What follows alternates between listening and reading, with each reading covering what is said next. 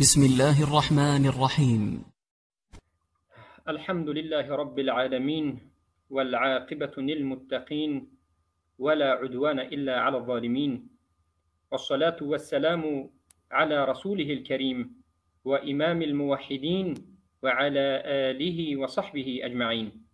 أما بعد، السلام عليكم ورحمة الله وبركاته. برادران و خواهران موحدان، وفقكم الله بكل خير.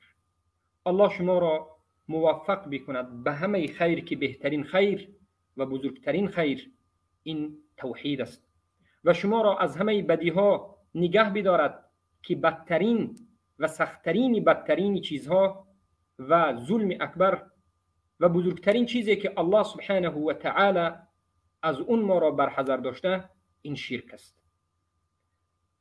امروز باذن الله سبحانه و تعالی من به شما به طریق اهل سنت و الجماعت و حجت گرفتن اهل سنت و الجماعت اثبات می نمایم که جهل در شرک اکبر عذر نیست. حجت های ما از میثاق است، دوما از عقل است، سوما از فطرت است، چهارما از قرآن است، پنجما از سنت است، ششما از سخنهای سلف صالح و از چهار مذهب است و هفتما اجماع دهها از علما از مرور زمان است و بالاخره در آخرش اگر که الله سبحانه و تعالی فرصت داد جواب به شبهات ضعیفی این مرجئه های عصر است. از سخنهای علمایی که اونها آوردند از امام شافعی، ابن العربی القاضی، المالکی، یا که ابن حزم، یا که شیخ محمد بن عبدالبر رحمهم الله جمیعا. پس شروع میکنیم. برادران عزیزم و خواهران بزرگوارم، البته میثاق که الله سبحانه و تعالی در سوره اعراف آیه 172 ذکر کرده است این دلالت میکند که مردم باید یگانگی الله را بدانند. مقدمتا میگوییم که ما میثاق را همچون حجت به عذاب کشیدن مردم ذکر نمیکنیم. یعنی ما نمیگوییم که این آیت میثاق حجت است که به همین حجت مردم به جهنم میروند. نه، ما میگوییم که همین میثاق دلالت به توحید میکند.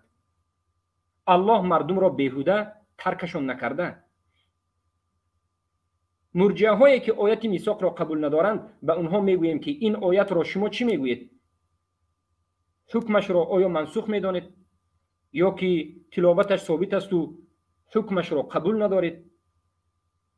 یا که مثل اهل سنت و جماعت میگوید که این آیت ثابت است، تلاوتش و حکمش منسوخ نیست، پس این آیتی واضح است و آشکار است و از محکمات است که به من شما بیان میکند که الله به همه مردم در میثاق توحید را بیان کرد. بارک الله فیکم. در سوره اعراف آیه 172 الله میگوید: أعوذ بالله من الشيطان الرجيم وإذ أخذ ربك من بني آدم من ظهورهم ذريتهم وأشهدهم على أنفسهم ألست بربكم قالوا بلى شهدنا أن تقولوا يوم القيامة إنا كنا عن هذا غافلين أو تقولوا إنما أشرك آباؤنا من قبل وكنا ذرية من بعدهم أفتهلكنا بما فعل المبطلون وكذلك نفصل الآيات ولعلهم يرجعون. ادله میثاق، علما این را حجیت میثاق و ادله میثاق گفتند. میثاق عهد و پیمان، اقرار و شهادت دادن است. الله میگوید که زمانی که رب تو ای محمد صلی الله علیه وسلم از فرزندان آدم، از پشت آدم فرزندان آدم را بیرون کرد، ذریه همه فرزندان آدم را، و به اونها شهادت داد بر این که الستو بربکم، در اینجا استفهام تقریری است، یعنی من رب شما هستم.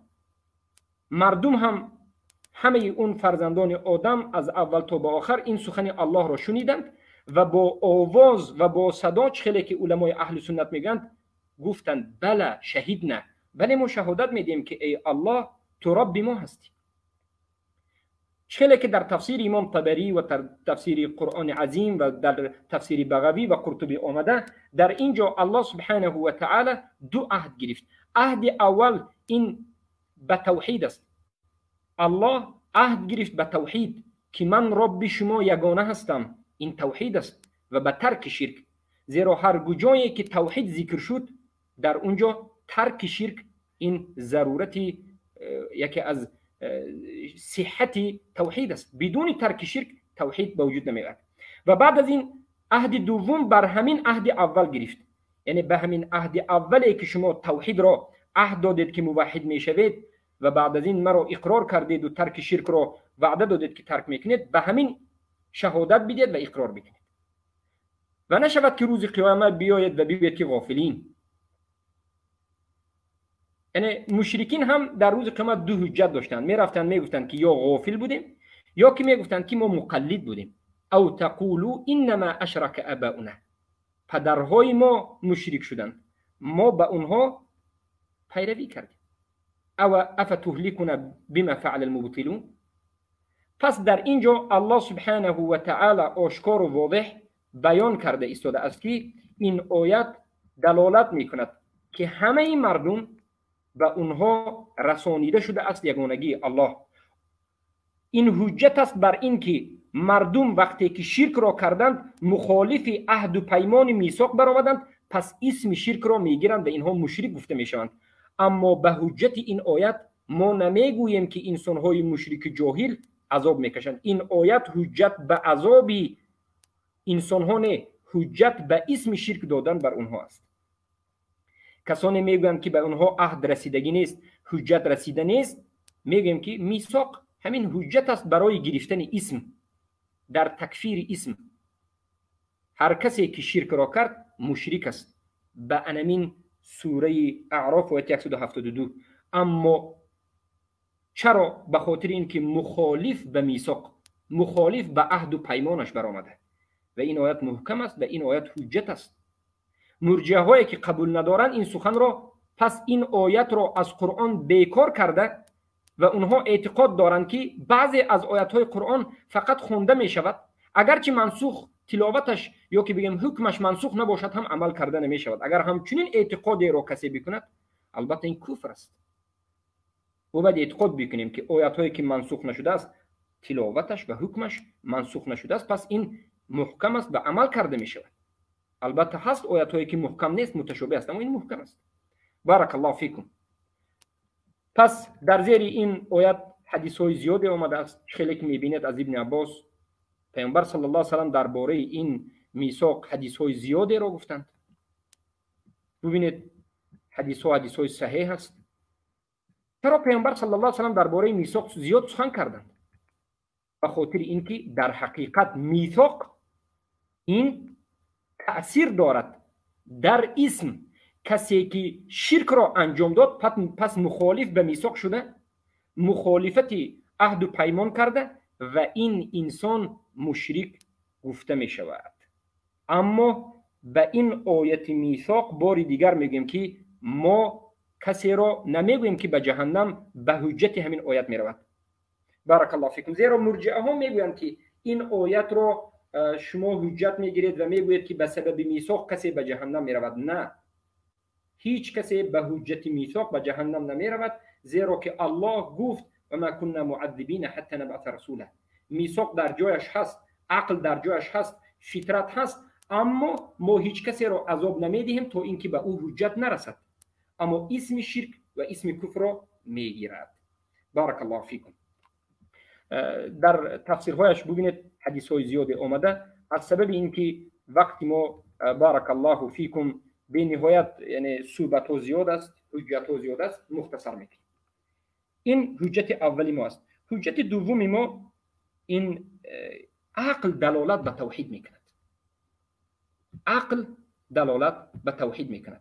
البته من حالا در مسئله عقل بروی لپتوپ به صفحه به شما صفحه رو برآورده نمیتوانم، زیرا که در علاهیده هست. در مسئله عقل ببینید، ما وقتی که میگوییم که عقل دلالت به توحید میکند و دلالت به ترک شرک و بدی شرک میکند، مرجئه ها میگویند که این حجتگیری معتزله ها هست. ما میگوییم که خابو و خسروا. بار دیگر جهالت خود را نشان دادید. مسئله تقبیح و تحسین العقلی را ذکر میکنند. بله، در این مسئله معتزله هم صحبت کرده است، اما بدانید که اشعری و این ماتریدی هم صحبت کردند و بدانید که اهل سنت هم صحبت کردند. در مسئله عقل آیا یک چیز را بد بودنش را میفهمد یا نمیفهمد؟ آیا به عقل ما میتوانیم بگوییم که عقل دلالت به توحید میکرد پیش از آمدن رسول الله هم، یا که به بد بودن شرک میکرد، یا نمیتوانیم؟ سه مذهب وجود دارد. مذهب معتزله ها غلو کردند. معتزله ها، خوارج ها غلو کردند و گفتند که اصل عقل دلالت میکند و بر بالای دلالت کردنش هم بر چی میکند؟ به سبب عقل آدم ها به جهنم میروند. انا این است مذهب معتزله. مذهب معتزله مثل مذهب اهل سنت نیست. یک چیز را از بالای اهل سنت زیاد کرده. معتزله ها میگوید که همون عقل دلالت میکند به بد بودن شرک و به خوب بودن توحید. عقل باید فهمد که توحید الله یگانه است و به همین عقل انسان باید یکتاپرست باشد و کسی که به او حجت نرسیده است، به همون عقلش حجت نرسیده باشد هم جهنمی می شود. این سخنی معتزله ها است. مذهب معتزله ها بدون رسیدن حجت، بدون رسیدن قرآن و سنت و رسول، ابلاغ حجت، انسان را جهنمی می گویند و این مخالف قرآن است، مخالف سنت است و این نمودی ما مذهب را مذهب معتزله می گوییم و این نمودی حجت گرفتن را غلو می گوییم. غلو در عقل است، یعنی به سبب حجت بودن عقل جهنم را هم اینها واجب می دانند. مذهب دوم مذهب اشعری و ماتریدی است که اصلا عقل را انکار میکنند در همین تحسین و تقبیح. حالا آنکه مذهب اشعری ها کلامی هست، عقل را پیش میدانند، اما در باب تحسین و تقبیح اشعری ها و ماتریدی ها بارک الله فیکم میگویند که هر کاری که انسان میکند، بد بودن او نیک بودن او بعد از قرآن و سنت فهمیده می شود. پیش از آمدن رسول هیچ چیز را بد گفته یا نیک گفته نمیتوانیم. به سبب چی؟ اشعری ها و ماتریدی ها اینها جبری هستند، در باب تقدیر جبری هستند. از همین جهت میگویند که هر کس هر کار را کرد مجبور است، ثواب گناه به بالای او داده نمی شود. پس بالکل عقل را انکار کردن این مذهبی اشعری ها هست. ای مرجئه ها، مرجئه هایی که عقل را شما در تحسین و تقبیح بالکل انکار میکنید و به مذهب معتزله نسبت میدید، دانید که نه مذهب معتزله را شناختید، نه مذهب اشعری را شناختید و نه مذهب اهل سنت را. زیرا که مذهب سوم مذهب اهل سنت و جماعت است. نه مثل معتزله ها غلو کرده و نه مثل اشعری ها انکار کرده، بلکه در وسط است. میگوید عقل این بیانگری خوب، یعنی نشان دهنده خوبی هست و نشان دهنده بدی هست.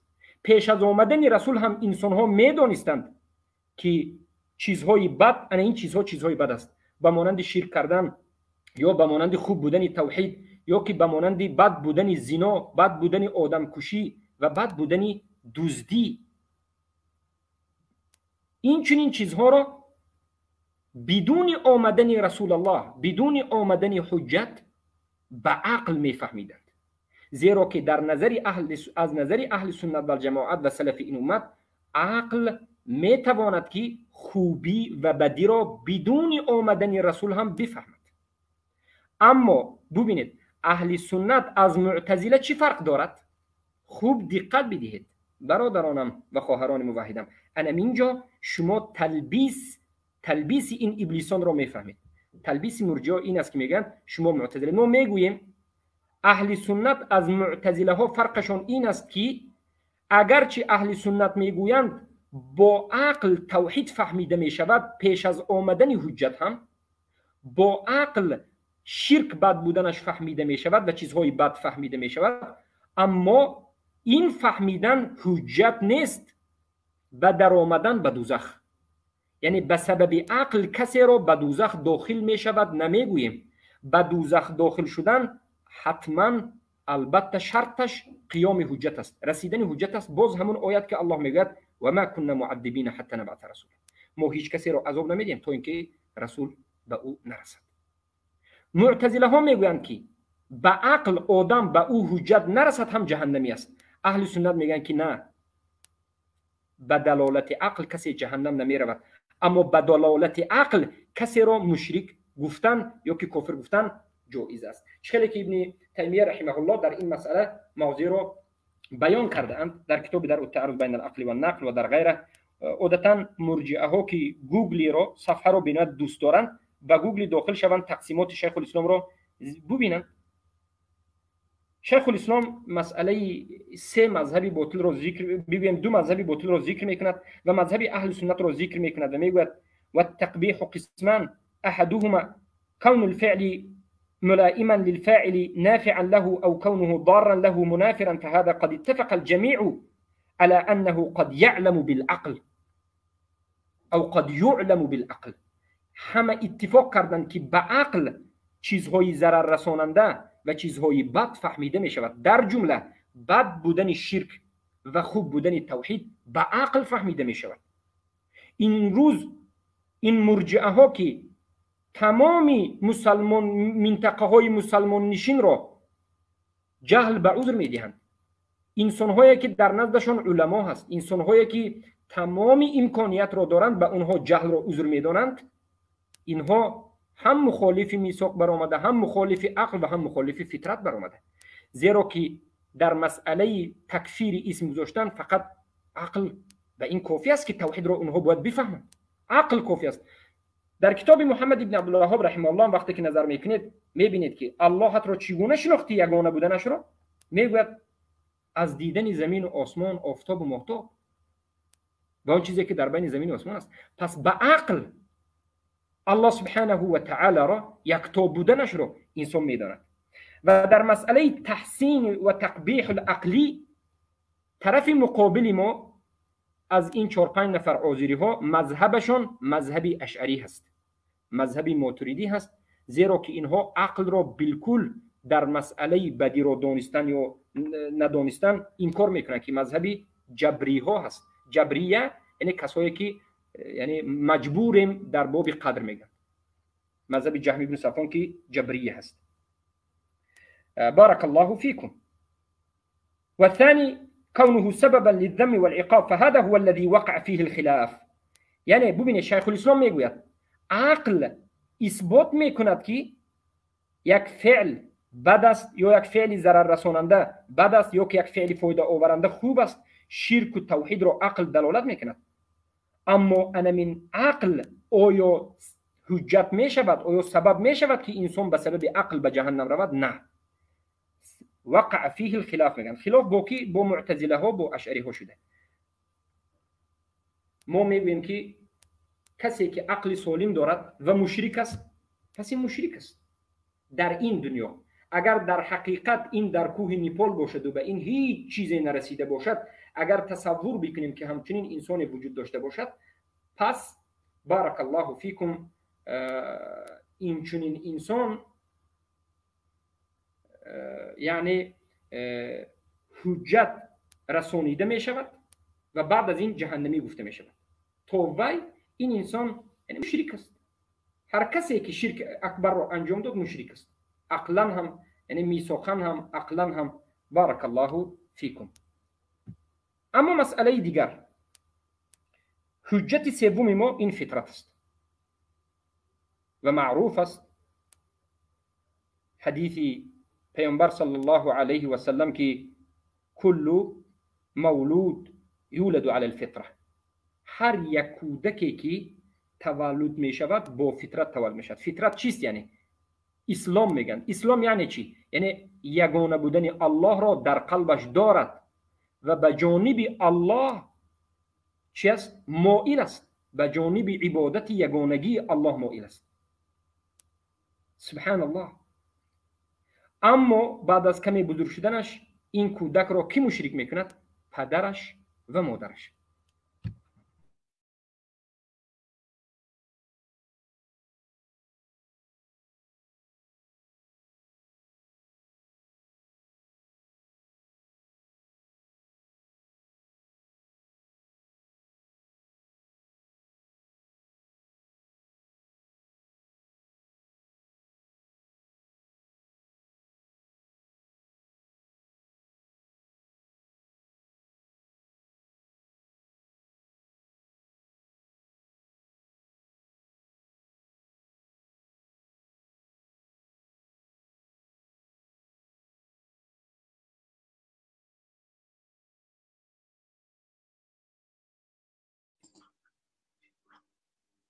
شیخ ابو محمد المدنی صدایتان قطع شد شیخ بزرگوار. خب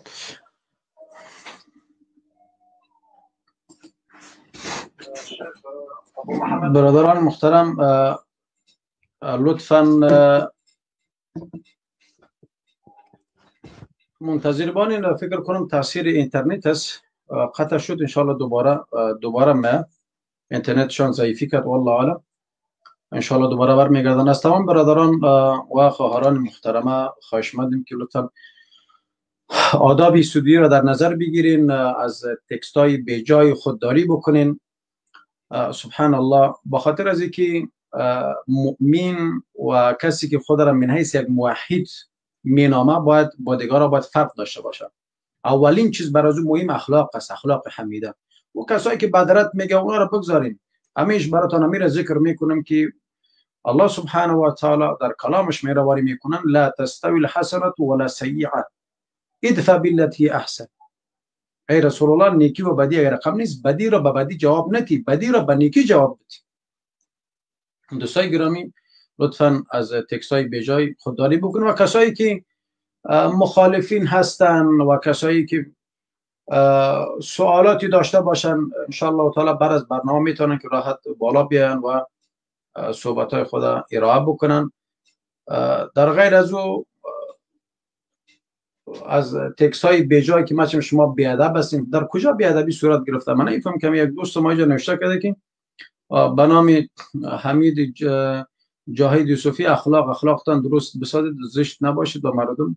یعنی که نمیفهم که یعنی هدف شما چی است. در اینجا خود کدام کسی دو دشتم نداده به کسی بدرت گفته باشه، در تا حالی که من کنترل دارم استودیو را، والله عالم. بر صورت الله سبحانه و تعالی شما را در حفظ و پناه خود داشته باشه.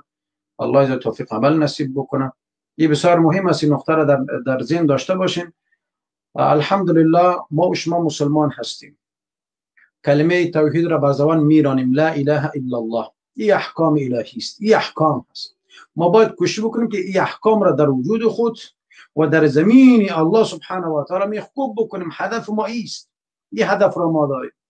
اگر ما بگیریم که به قول مرجئه ها بگردیم که کسی که اکتفا بکنه که لا اله الا الله و عمل به جوارح نکنه، دیگه خلاص مستقیم تو رو به جنت میره. هیچ امکان ناپذیر است. همیش ما قرآن را مطالعه بکنیم، همیش امرای ایمان عمل مترادف است. ان الذين امنوا وعملوا الصالحات، ان الذين امنوا وعملوا الصالحات. همیش در قرآن که یا الا الذين امنوا وعملوا الصالحات، یعنی عمل که نباشه، در عمل اخلاص نباشه، در عملتان یعنی یقین نباشه، او چه قسم پذیرفته میشه؟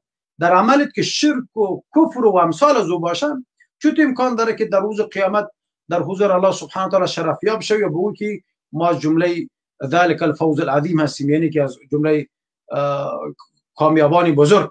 نه، امکان ناپذیر است. باید یک چیز را انتخاب بکنیم ما و شما، یا کفر را در قلب خود جایگزین بکنیم یا ایمان را. لا یجتمع الکفر والایمان فی قلب امرئ. حدیث صحیح مسلم است. رسول اکرم صلی الله علیه و سلم مهربانی میکنن کفر و ایمان در یک قلب جای نمیشه. صبر کنین که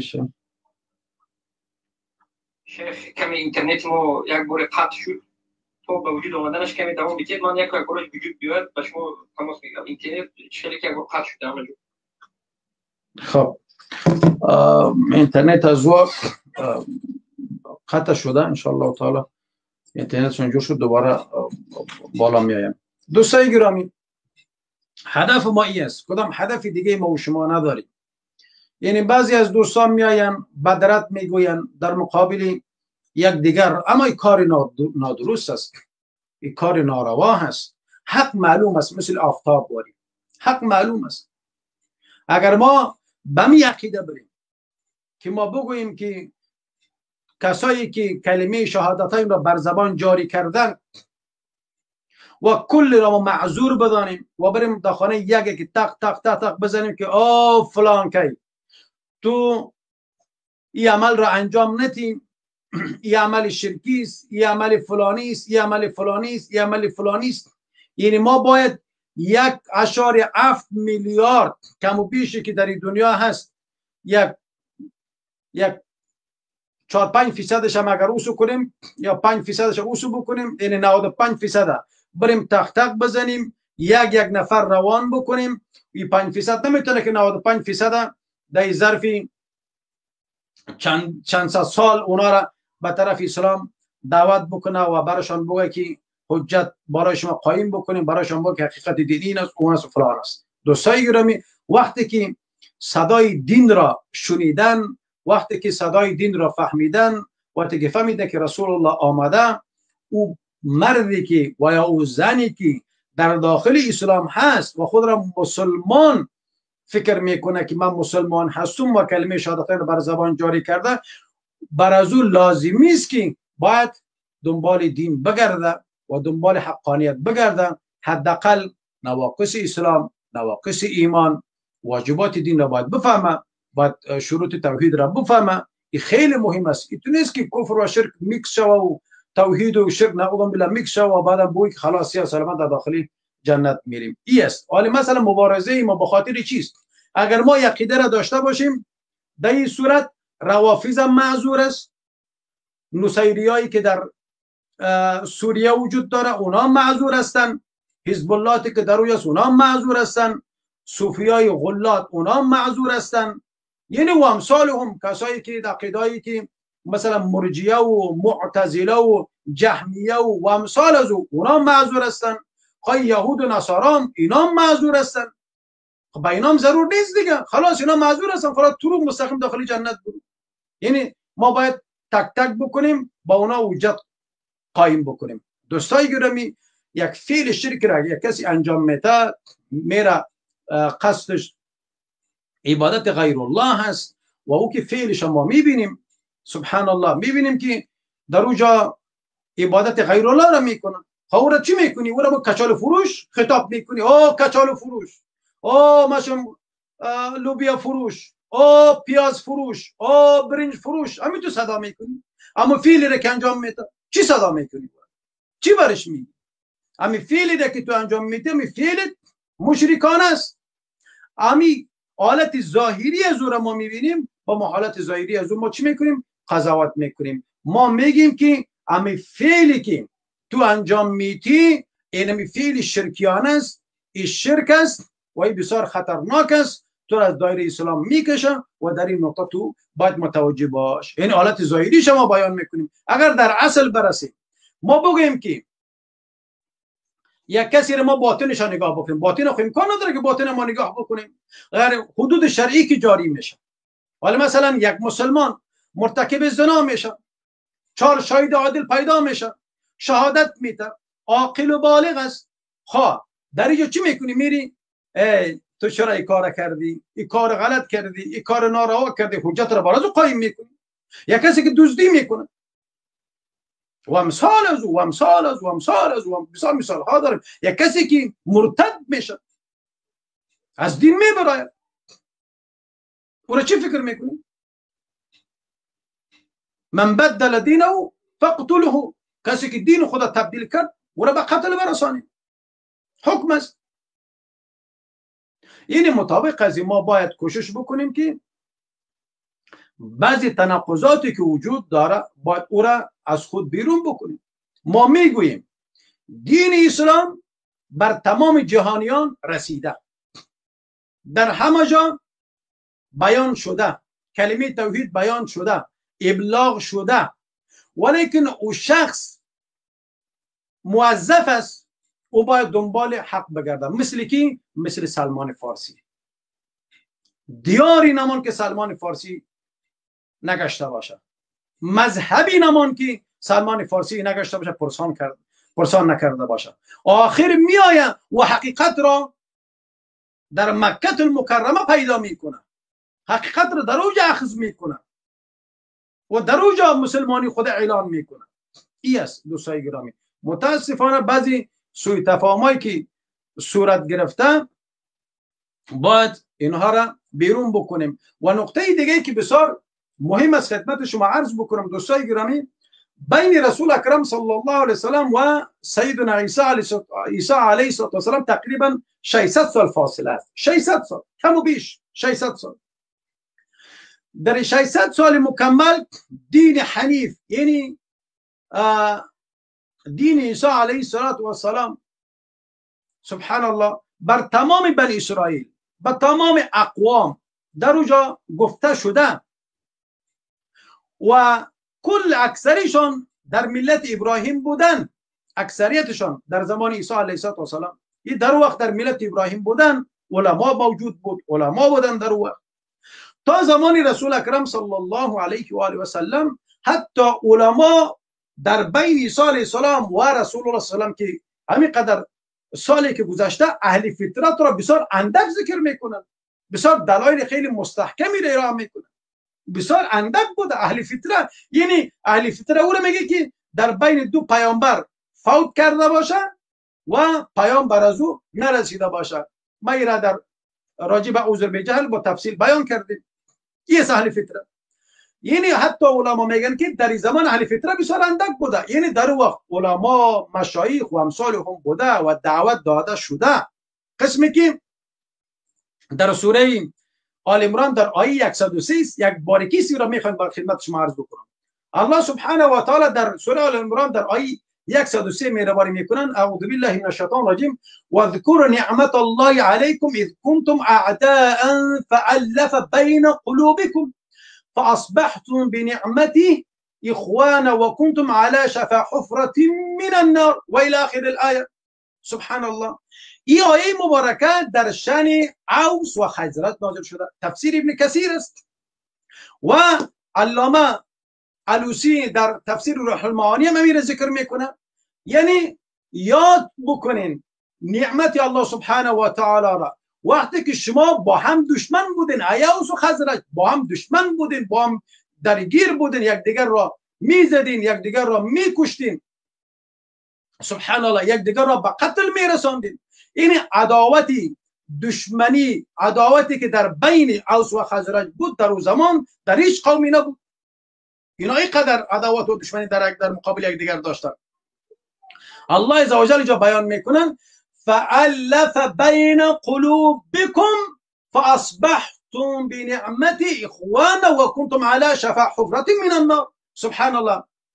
یعنی شما که دشمن بودین پس الله سبحانه و تعالی در دلهای شما الفت، مهربانی را انداخت و بلوت الله سبحانه و تعالی برادر یکدیگر شدین، اوس و خزرج. سبحان الله. یعنی رسول الله را برای شما فرستادم، رسول الله وسیله شد و شما را به دین اسلام سوق داد و به دین اسلام دعوت داد و شما ایمان آوردین و در بین شما الفت و مهربانی پیدا شد.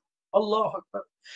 در وقت شما چه بودیم؟ علی شفا حفرة من النار. شما در لبه جهنم بودین، یعنی در پرتگاه بودین، قریب بود که شما در جهنم بیفتین. یعنی که یکدیگر خود را میکشین، مستقیم به جهنم میرفتین. خب در اینجا علامه علوسی در تفسیر روح المعانی بسیار خوب ذکر میکنن. در جلد 4 در صفحه 20 میگن کنتم علی طرف النار من مات منكم اوبق في النار فبعث الله محمدا صلى الله عليه وسلم فاستنقذكم به من تلك الحفرة. سبحان الله.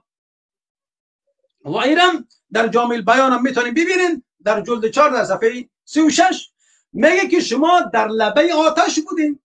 اگر هر یک از شما در حال میمرد یعنی در آتش میغلطیدین. میگه پس الله عزوجل رسول الله را برای شما روان کرد و شما را یعنی به سبب رسول مقبول صلی الله علیه و سلم از آتش نجات داد. و امام شافعی رحمت الله علیه در کتاب الرساله در اوجا اونا ذکر میکنند فكانوا قبل انقاذه اياهم بمحمد اهل الكفر في تفرقهم واجتماعهم والى اخر القول. و اونا میگن که قبل از نجاتشان با وسیله محمد صلی الله علیه و سلم در تفرقه بودن. سبحان الله. این اهل کفر بودن، اونها در کفر خود غرق بودن.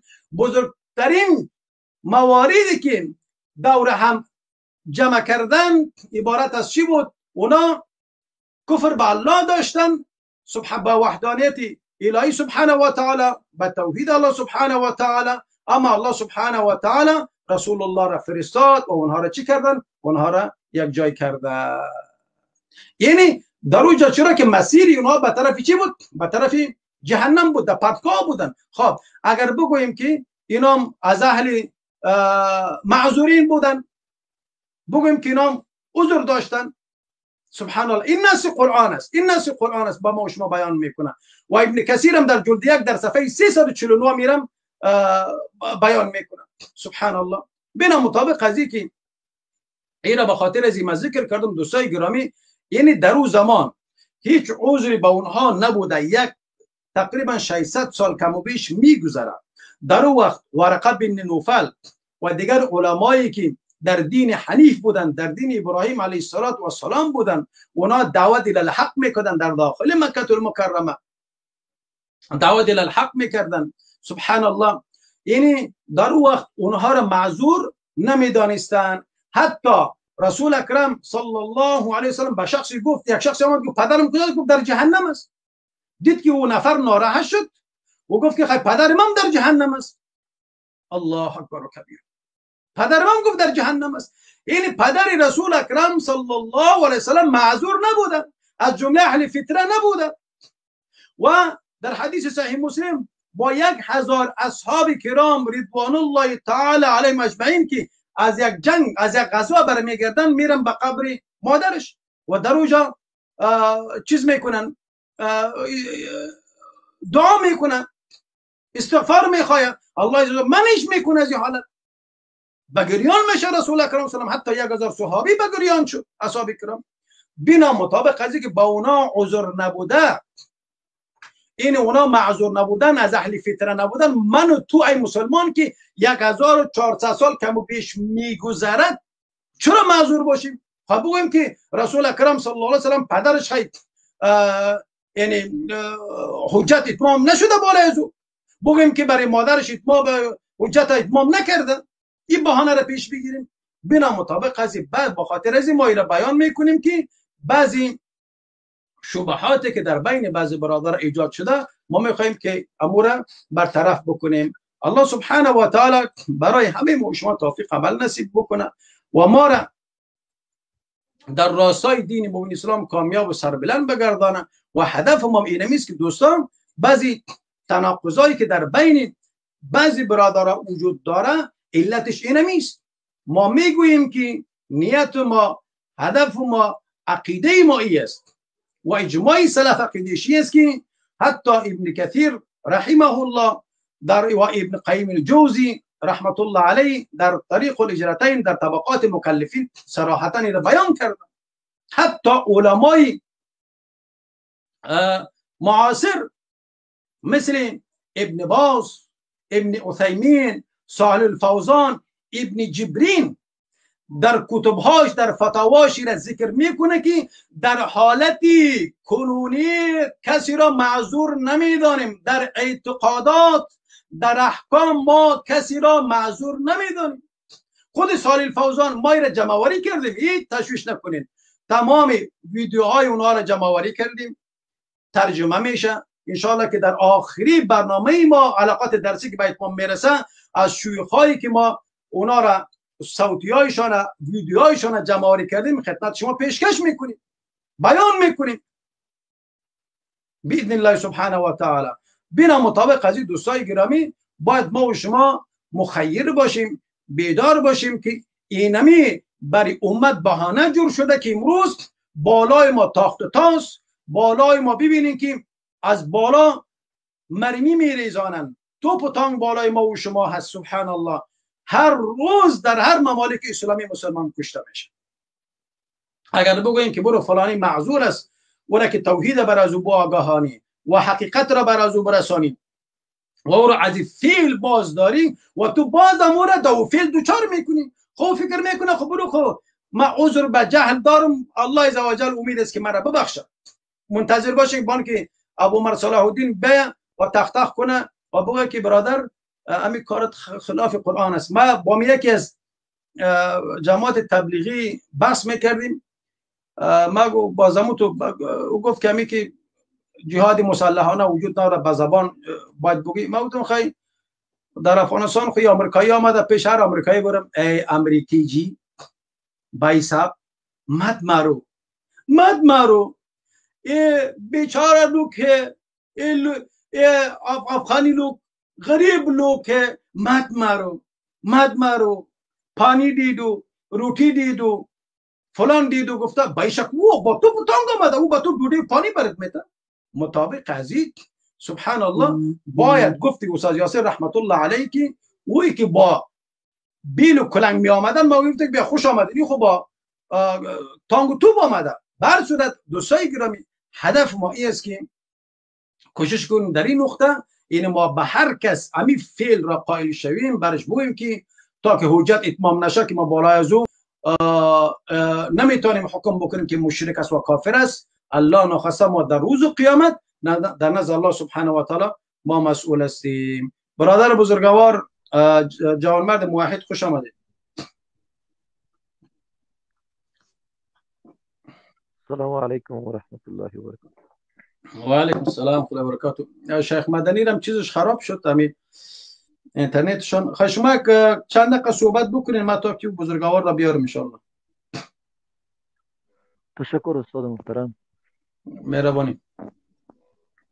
الحمد لله و صلاة و سلام علی رسول الله صلی الله علیه و سلم و بعد. السلام علیکم و رحمت الله تعالی و برکاته. انشاءالله که همه عزیزان صحت و سلامت باشند.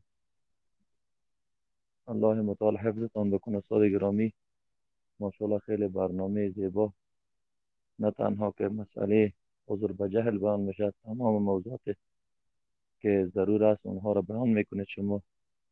الله متعال در علمتان در عمرتان برکت بیاندازد و الله متعال استقامت نصیب بکنه برای همه برادران موحد و خواهران موحده ما. راه بسیار دشوار است اما مبارزه جدی ضرور است. الله سبحانه و تعالی حفظ کند تمام برادران و خواهران موحد و موحده ما را از شر شیاطین، منافقین و مشرکین. استاد محترم، مسئله عذر به جهل یک مسئله است که در این وقتها دامن زده شده و از طرف کسایی میشه که واقعیت خود ما جهل داریم. اگر جهل نداشته باشیم موضوعات دامن نمیزنیم. یک وقتی است که ما باید به دین الله خدمت کنیم، نه ای که از هر طرف مخالفت با علما و دعوتگران بکنیم، در میان خود اختلافات را بیاریم.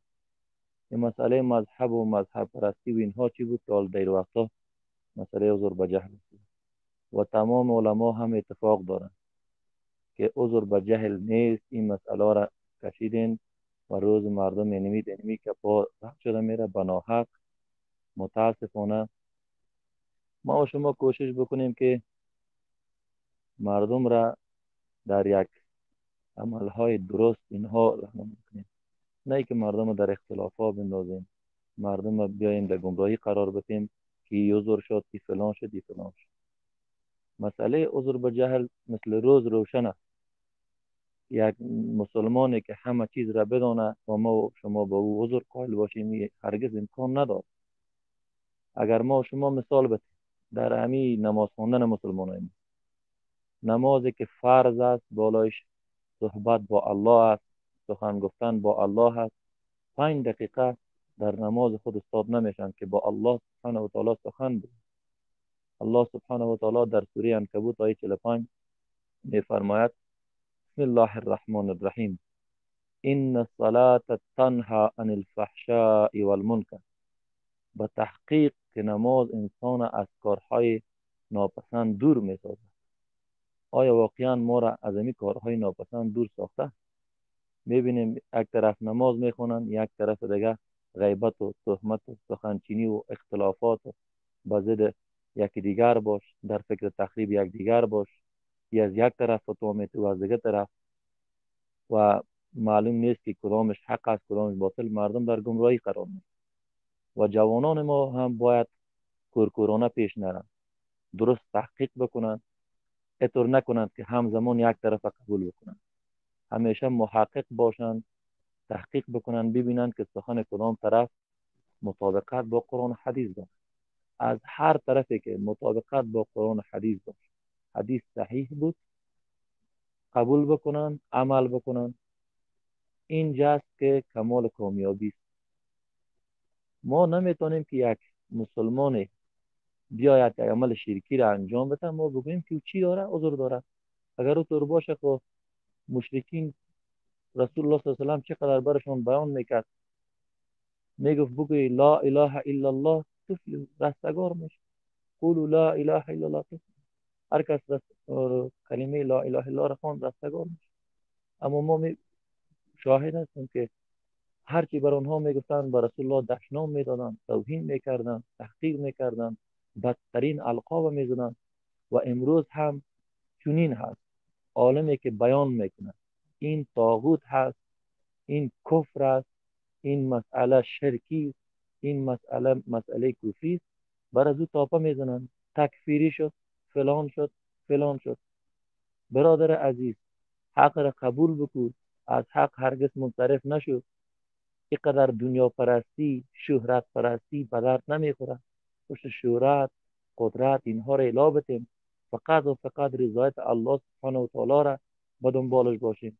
هر آنچه که الله و رسول الله تجویز کرده عمل کنیم، از هر آن چیزی که نهی کرده دوری کنیم.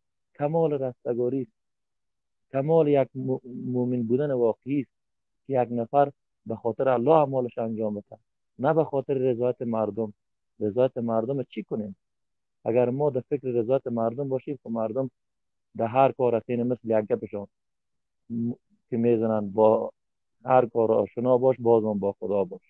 یعنی شرک هم بکو، کفر هم بکو، برو قبر هم پرستش بکو، به غیر الله سرخ هم بکو، سجده کو، رکوع کو، قیام کو، بازم برو نماز بخون، بازم برو روزه بگی. این چطوری مسلمانی؟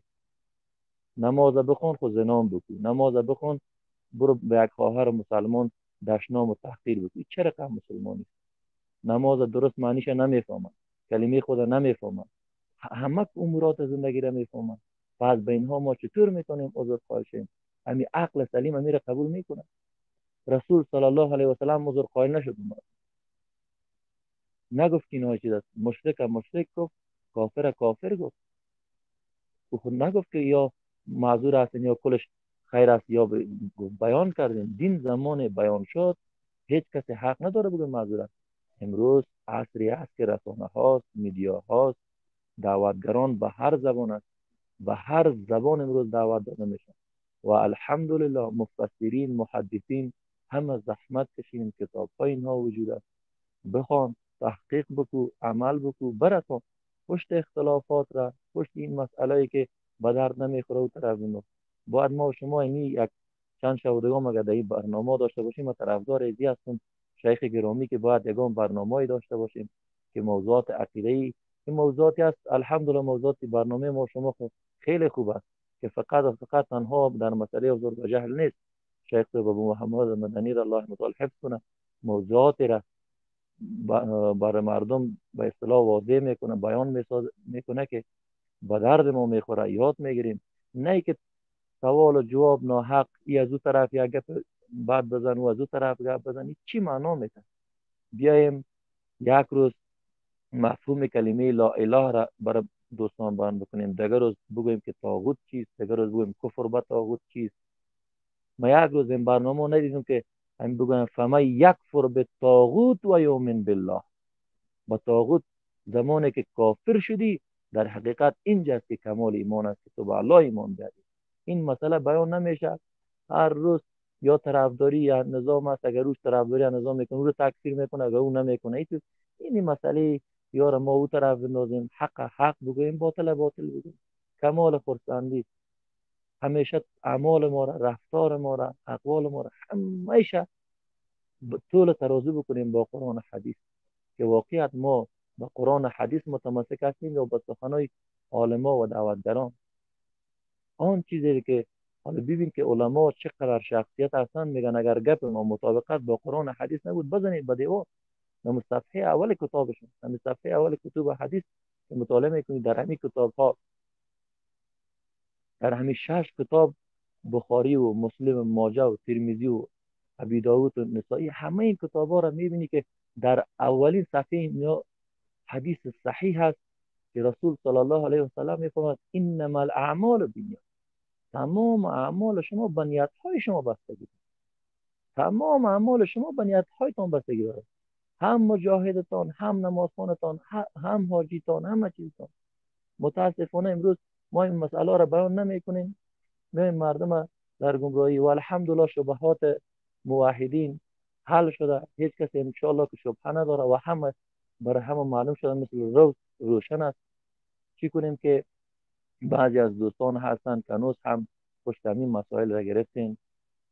خب ما به این نظر هستیم که باید همین مسئله را او طرف بندازیم، همه به یک گپ شیم که بسیار وضعیت خراب هست و دشمن هم در همین اسنا کار میکنه. خوش میشه که بان که مسلمان ها فرقی که دیگر بزنن و ما در فکر کار خود باشیم و جوانان را گمراه بسازیم. علما را دینی کار مندازیم، جوانان را گمراه سازیم.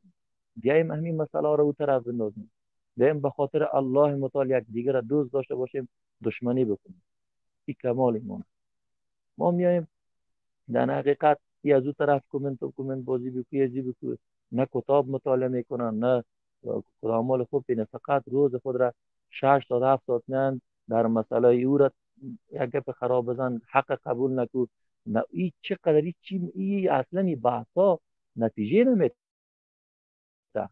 مثلا شیخ صاحب ابو محمد مدنی حدیث صحیح را میخونه، نفر ایوازی که قبول بکنه رد میکنه. یک کسی که حدیث رد میکنه، او حدیث میخونه میگه نی گپش از میگه آیا تو میگه ما بسیاری برادر رو تعقیب کردیم، میگه تو در کدام عالم قبول داری؟ برادر بزرگوار، عالم را سخنش قبول داریم، بس مطابق قرآن حدیث.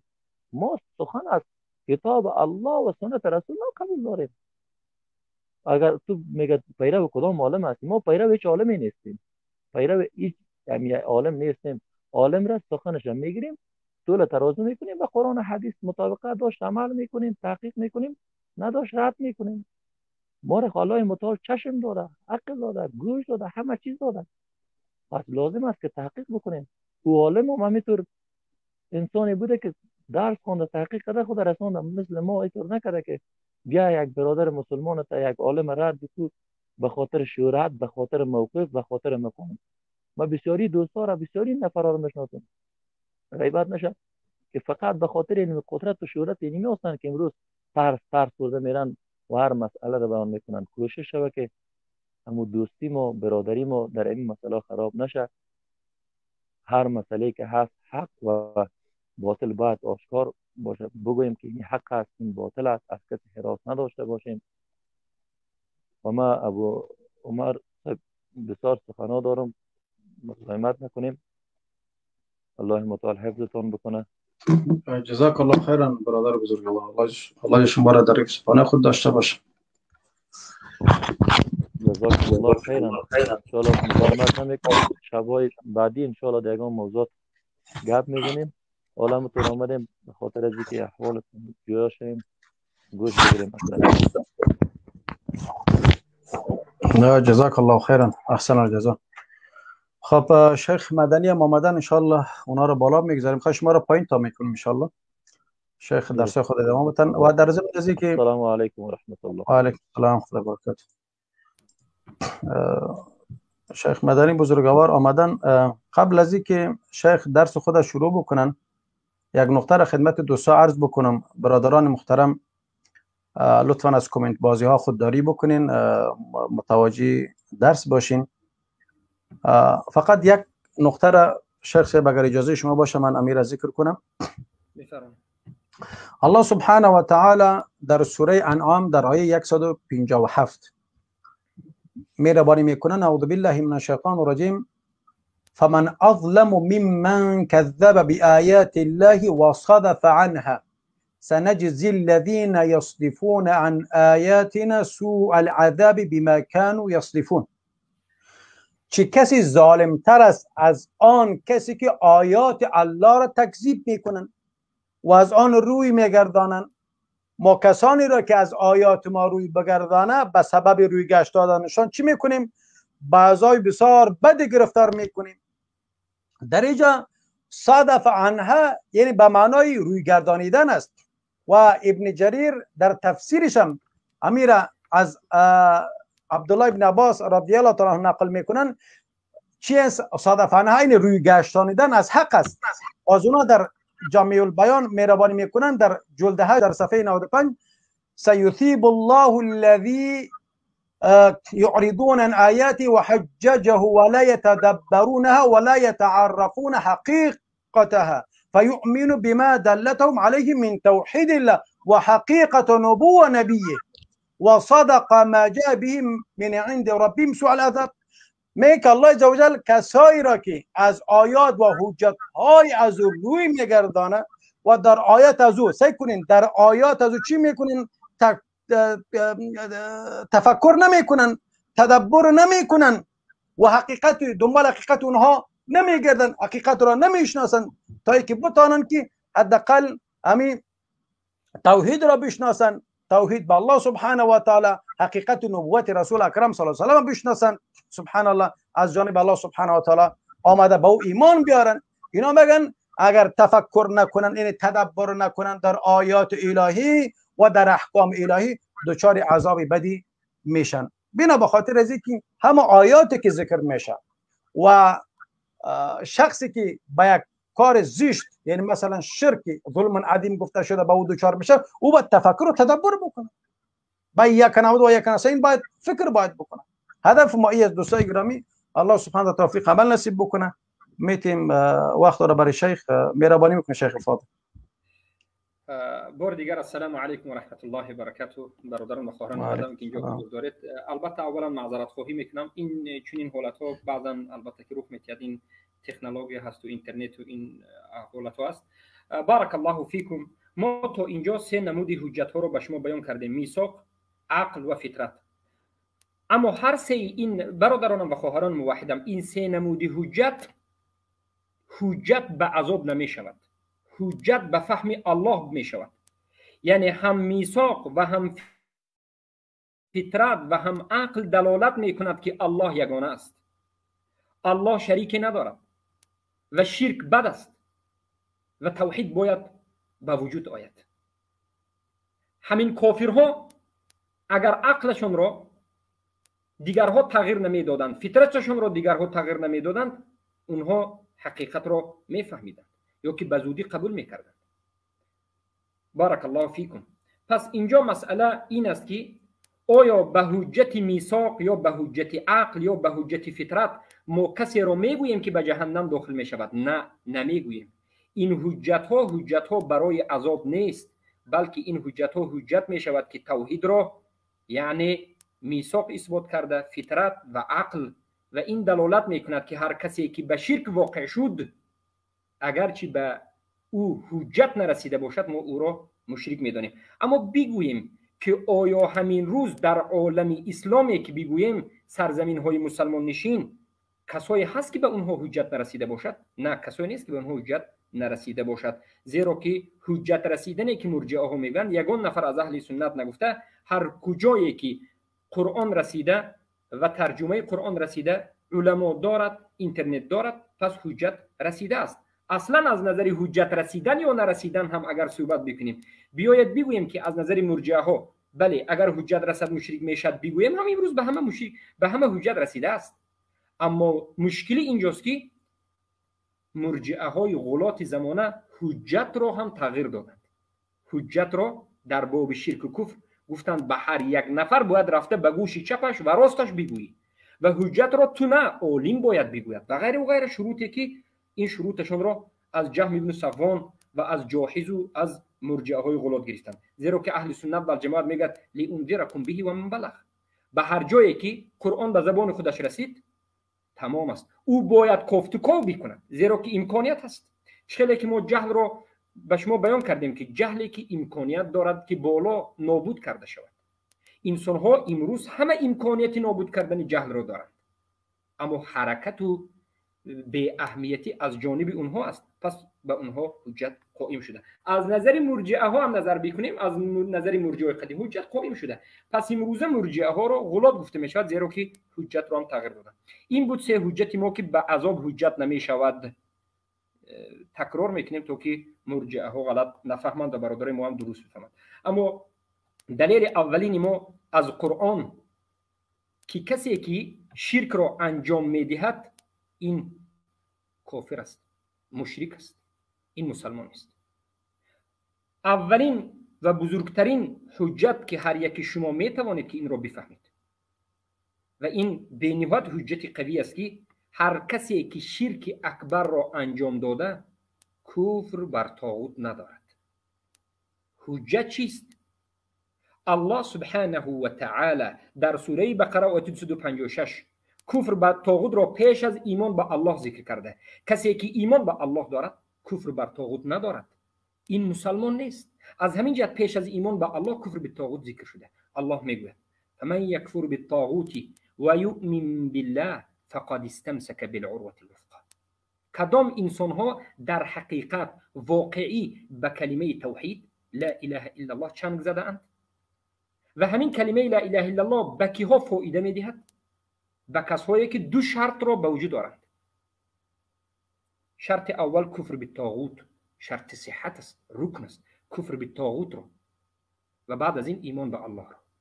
این را میگن رکن. رکن چیست؟ از خود لا اله الا الله است. لا اله الا الله بدون کفر به طاغوت به انسان فایده نمیدهد. پس کسی که شرک دارد آیا لا اله الا اللهش درست است یا نیست؟ آیا کفر به طاغوتش درست است یا نیست؟ نه. پس کسی که شرک دارد ایمان به طاغوت دارد، کفر به طاغوت نورزیده. زیرا که الله میگوید هر کسی که کفر بر طاغوت ورزید و ایمان به الله آورد به تحقیق به لا اله الا الله چنگ زده و مسلمان است. در زیر این آیت نظر بکنید سخن محمد بن عبدالوهاب و سخن دیگر علما را. در کتاب درر السنیه فی العقیدة النجدیه مجله دوم صفحه 121 شیخ محمد بن عبدالوهاب شیخ الاسلام میگویند معنی الکفر بالطاغوت، معنی کفر بالطاغوت چی است؟ اگر حقیقتی شرک را فهمیدن خواهید که بدون ترک شرک کفر بالطاغوت به وجود نمیاد، باید حقیقت کفر بالطاغوت را بفهمید. مرجئه ها از کلمه طاغوت هم بیخبرند و از کلمه کفر بالطاغوت هم بیخبرند. کفر بالطاغوت در مرجئه ها فقط ذهنی است، عملی نیست. اما ما میگیم که کفر بالطاغوت عملی است که علما میگن ان تبرأ من كل ما يعتقد فيه غیر الله. این که براءتت را اعلان بکنی قلبا و عملا از همه آن چیزهایی که اعتقاد غیر الله به او کرده می شود. امروز وقتی که مشرکا به سر قبر می روند اعتقادی غیر الله کردن یا نکردن؟ وقتی که طواف میکنند میلیون ها انسان در سر قبر طنطاوی یا قبر اولیای یا قبر علی در مثلا افغانستان به قبر دیگری، آیا اینها به غیر الله اعتقاد کردند؟ بله اعتقاد کردند. پس ببینید براءت ندارند، زیرا که کفر بالطاغوت این براءت کردن از اعتقاد غیر الله من جنی او انسی، من جنی خواه از جن باشد، خواه از انسی باشد، یا از درخت باشد، یا از حجر باشد او غیر ذلك، یا غیر این چیزی که غیر الله است، از این باید براءت اعلام کنید و تشهد علیه بالکفر و بعد از این باید شهادت بدید به کفر بودن همین غیر الله، یعنی به طاغوت بودنش، به کفر بودنش و ضلال و گمراهی بودن این راه.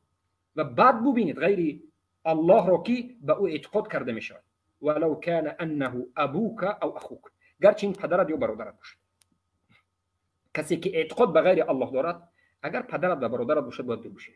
فاما من قال انا لا اعبد الا الله، اما کسی که بگوید که من بجز الله کسی را عبادت نمی کنم و انا لا اتعرض الساده والقباب على القبور، و من اهمیت نمیدیم به این قباب ها، به این قبر پرستو، اینا اینقدر اهمیت نمیدیم. من فقط یگانه الله را عبادت میکنم، به من بس است. من درباره مشرکین درباره قبور و شرک کاری ندارم. و امثال ذلك، همچنین سخنها را بگوید فهذا کاذب فی قول لا اله الا الله، پس این دروغگو هست در همون قولش که لا اله الا الله گفته بود. ولم یؤمن بالله، و ایمان به الله نآورده. ولم یکفر بالطاغوت، و کفر بالطاغوت نآورده. حالا که این انسان یگانه الله را عبادت میکنم گفته ایستاده است، اما به سبب به مشرکین رد نزدنش این کفر بالطاغوت ندارد. پس خودی مشرک به اجماع علما ایمان به طاغوت دارد. یگان نفر از اولی آمدن رسول الله تا امروز نگفته است که کسی که شرک اکبر را میکند این کفر بالطاغوت دارد. از همین جهت وقتی که ما به مرجئه ها 4 سوال دادیم و یکیش این بود که کسی که شرک اکبر را انجام میدهد آیا کفر به طاغوت دارد؟ اگر بگویی که دارد، پس تو آیت الله را داری انکار میکنی، اجماع را داری انکار میکنی که حکمت در نزد خودت معلوم است. اگر بگویی که نه، کسی که شرک اکبر را میکند کفر به طاغوت ندارد، پس تو ملزم هستی که بگویی کسی که کفر به طاغوت ندارد پس این مسلمان نیست. انا این است سؤال ما این بود. شیخ عبدالرحمن ابن حسن هم در زیر این آیات میگن والآیات فی بیان التوحید و ما ینافیه من الشرك والتندید اکثر من ان تحصى ولا يقدر مبطل ان يعارض آیة منها والقرآن كله اوله واخره يدل على هذا التوحید ونفي الشرك مطلقا وتضمنا والالتزاما. بارك الله فيكم برادرانم و خواهران عزیزم، این حجت قوی ترین است که کسی که از سبب جهل، از سبب تقلید، از سبب تعویل قصد همون فعل را کرد و رفت انجام داد، کفر و شرک بودنش را ندانست، اعتقاد به غیر الله کرد، این کفر به طاغوت ندارد. کسی که کفر به طاغوت ندارد رکن اولی لا اله الا الله را ندارد.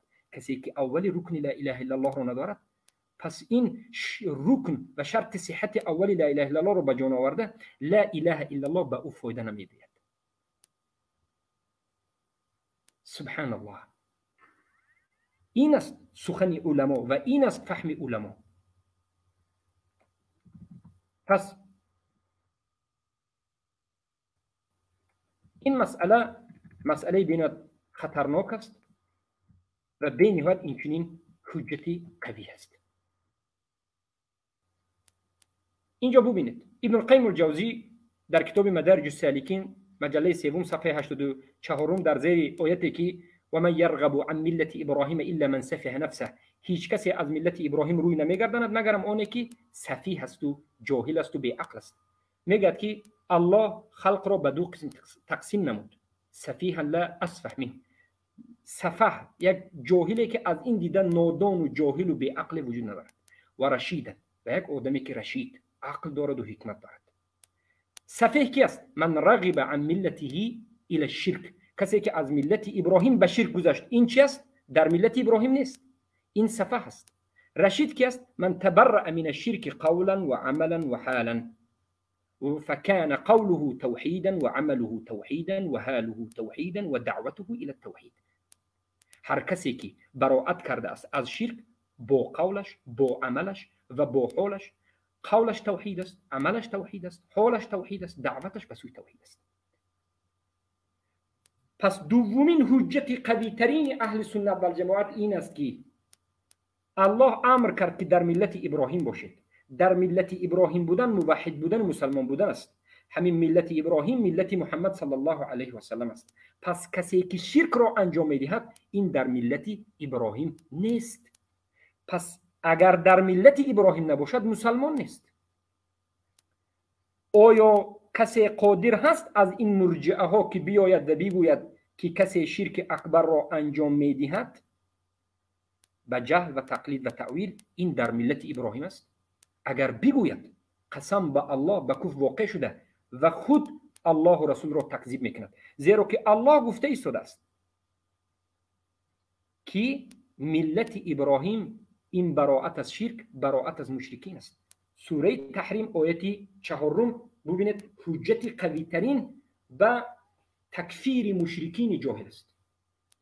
الله سبحانه و تعالی میگه قد كانت لكم اسوة حسنة في ابراهيم والذين معه اذ قالوا لقومه انا براء منكم ومما تعبدون من دون الله كفرنا بكم وبدا بيننا وبينكم العداوة والبغضاء ابدا حتى تؤمنوا بالله وحده. ای مسلمان ها، برای شما ابراهیم و آنهایی که با همراهی ابراهیم هستند، یعنی کسایی که علما میگند یا از امت ابراهیم بوده یا که با همراهی ابراهیم یعنی دیگر رسولانی که در همین راه بودند، اینها الگوی شما هستند. ابراهیم الگوی شما است. در حالتی که چیکار کرد؟ به قومش گفت که این براء منکم، ما براءت خود را از شما اعلام میکنیم. علما حکمت را در زیر همین بیان میکنند، علمای اهل سنت البته، و این چنین نظر بکنید به کلام شیخ الاسلام و این چنین نظر بکنید به کلام ابن القیم الجوزی و دیگر از علمای اهل سنت و جماعت که میگویند در زیر همین آیه اول شروع کردن براءت را از مشرکین، نه از شرک.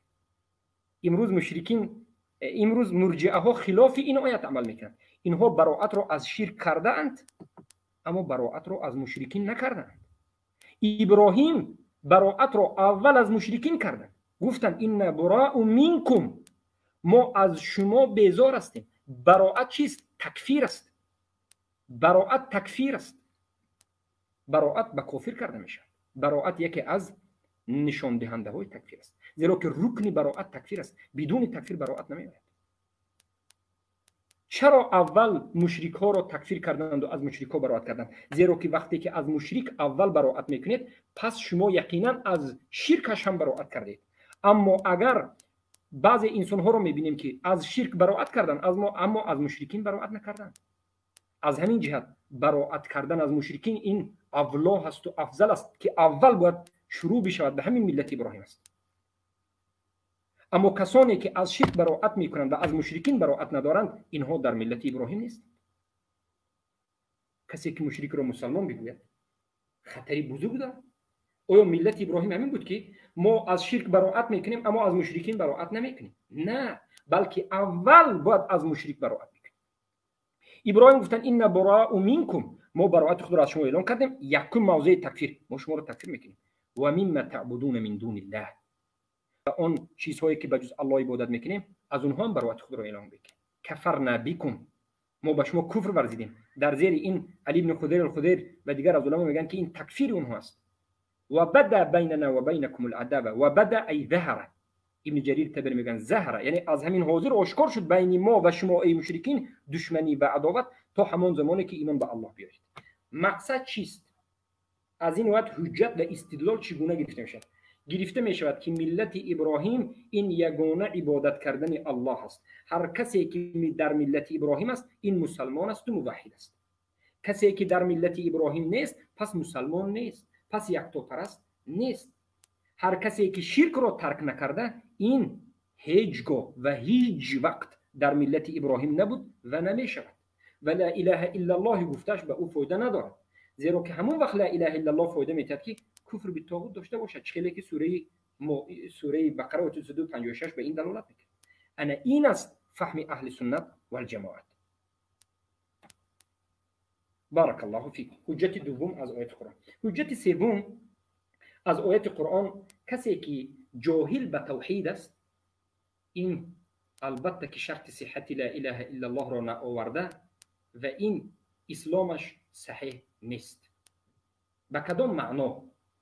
به این معنا که کسی لا اله الا الله را گفته اما یگانه عبادت کردن الله را نفهمیده، اعتقاد دارد که بغیر الله یک کسی دیگر را عبادت کردن جایز است. آیا اسلام همین انسان درست است؟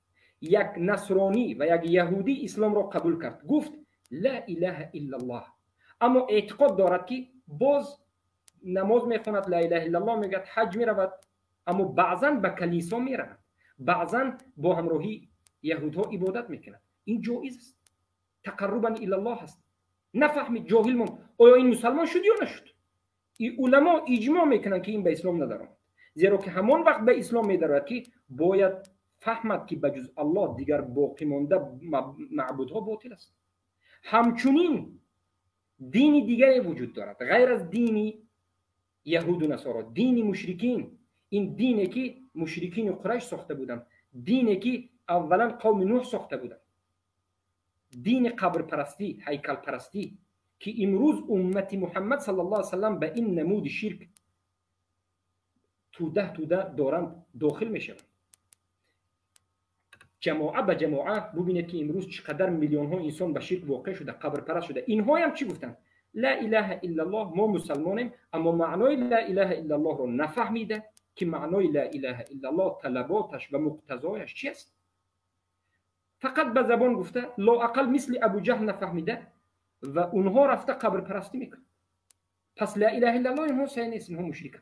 اگر این جایز می بود ابو جهل از اینها دیده مسلمان تر بود، زیرا که ابو جهل گفت من اگر لا اله الا الله بگویم این الهام با بی استاد قبول است، اما اگر لا اله الا الله بگویم و فقط اله یکتا بشود و غیر اله را دیگر عبادت نکنم قبول نیست. از همین جهت اجعل الالهه اله واحده گفت.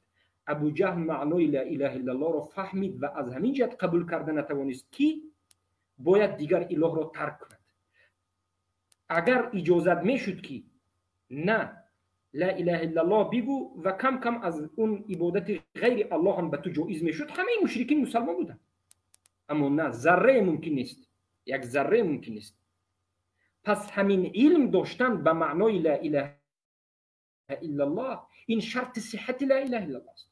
حکم رکن و شرط صحت همین است که کسی که رکن لا اله الا الله و شرط صحت را به جا آورد این مسلمان نیست و این به اجماع است.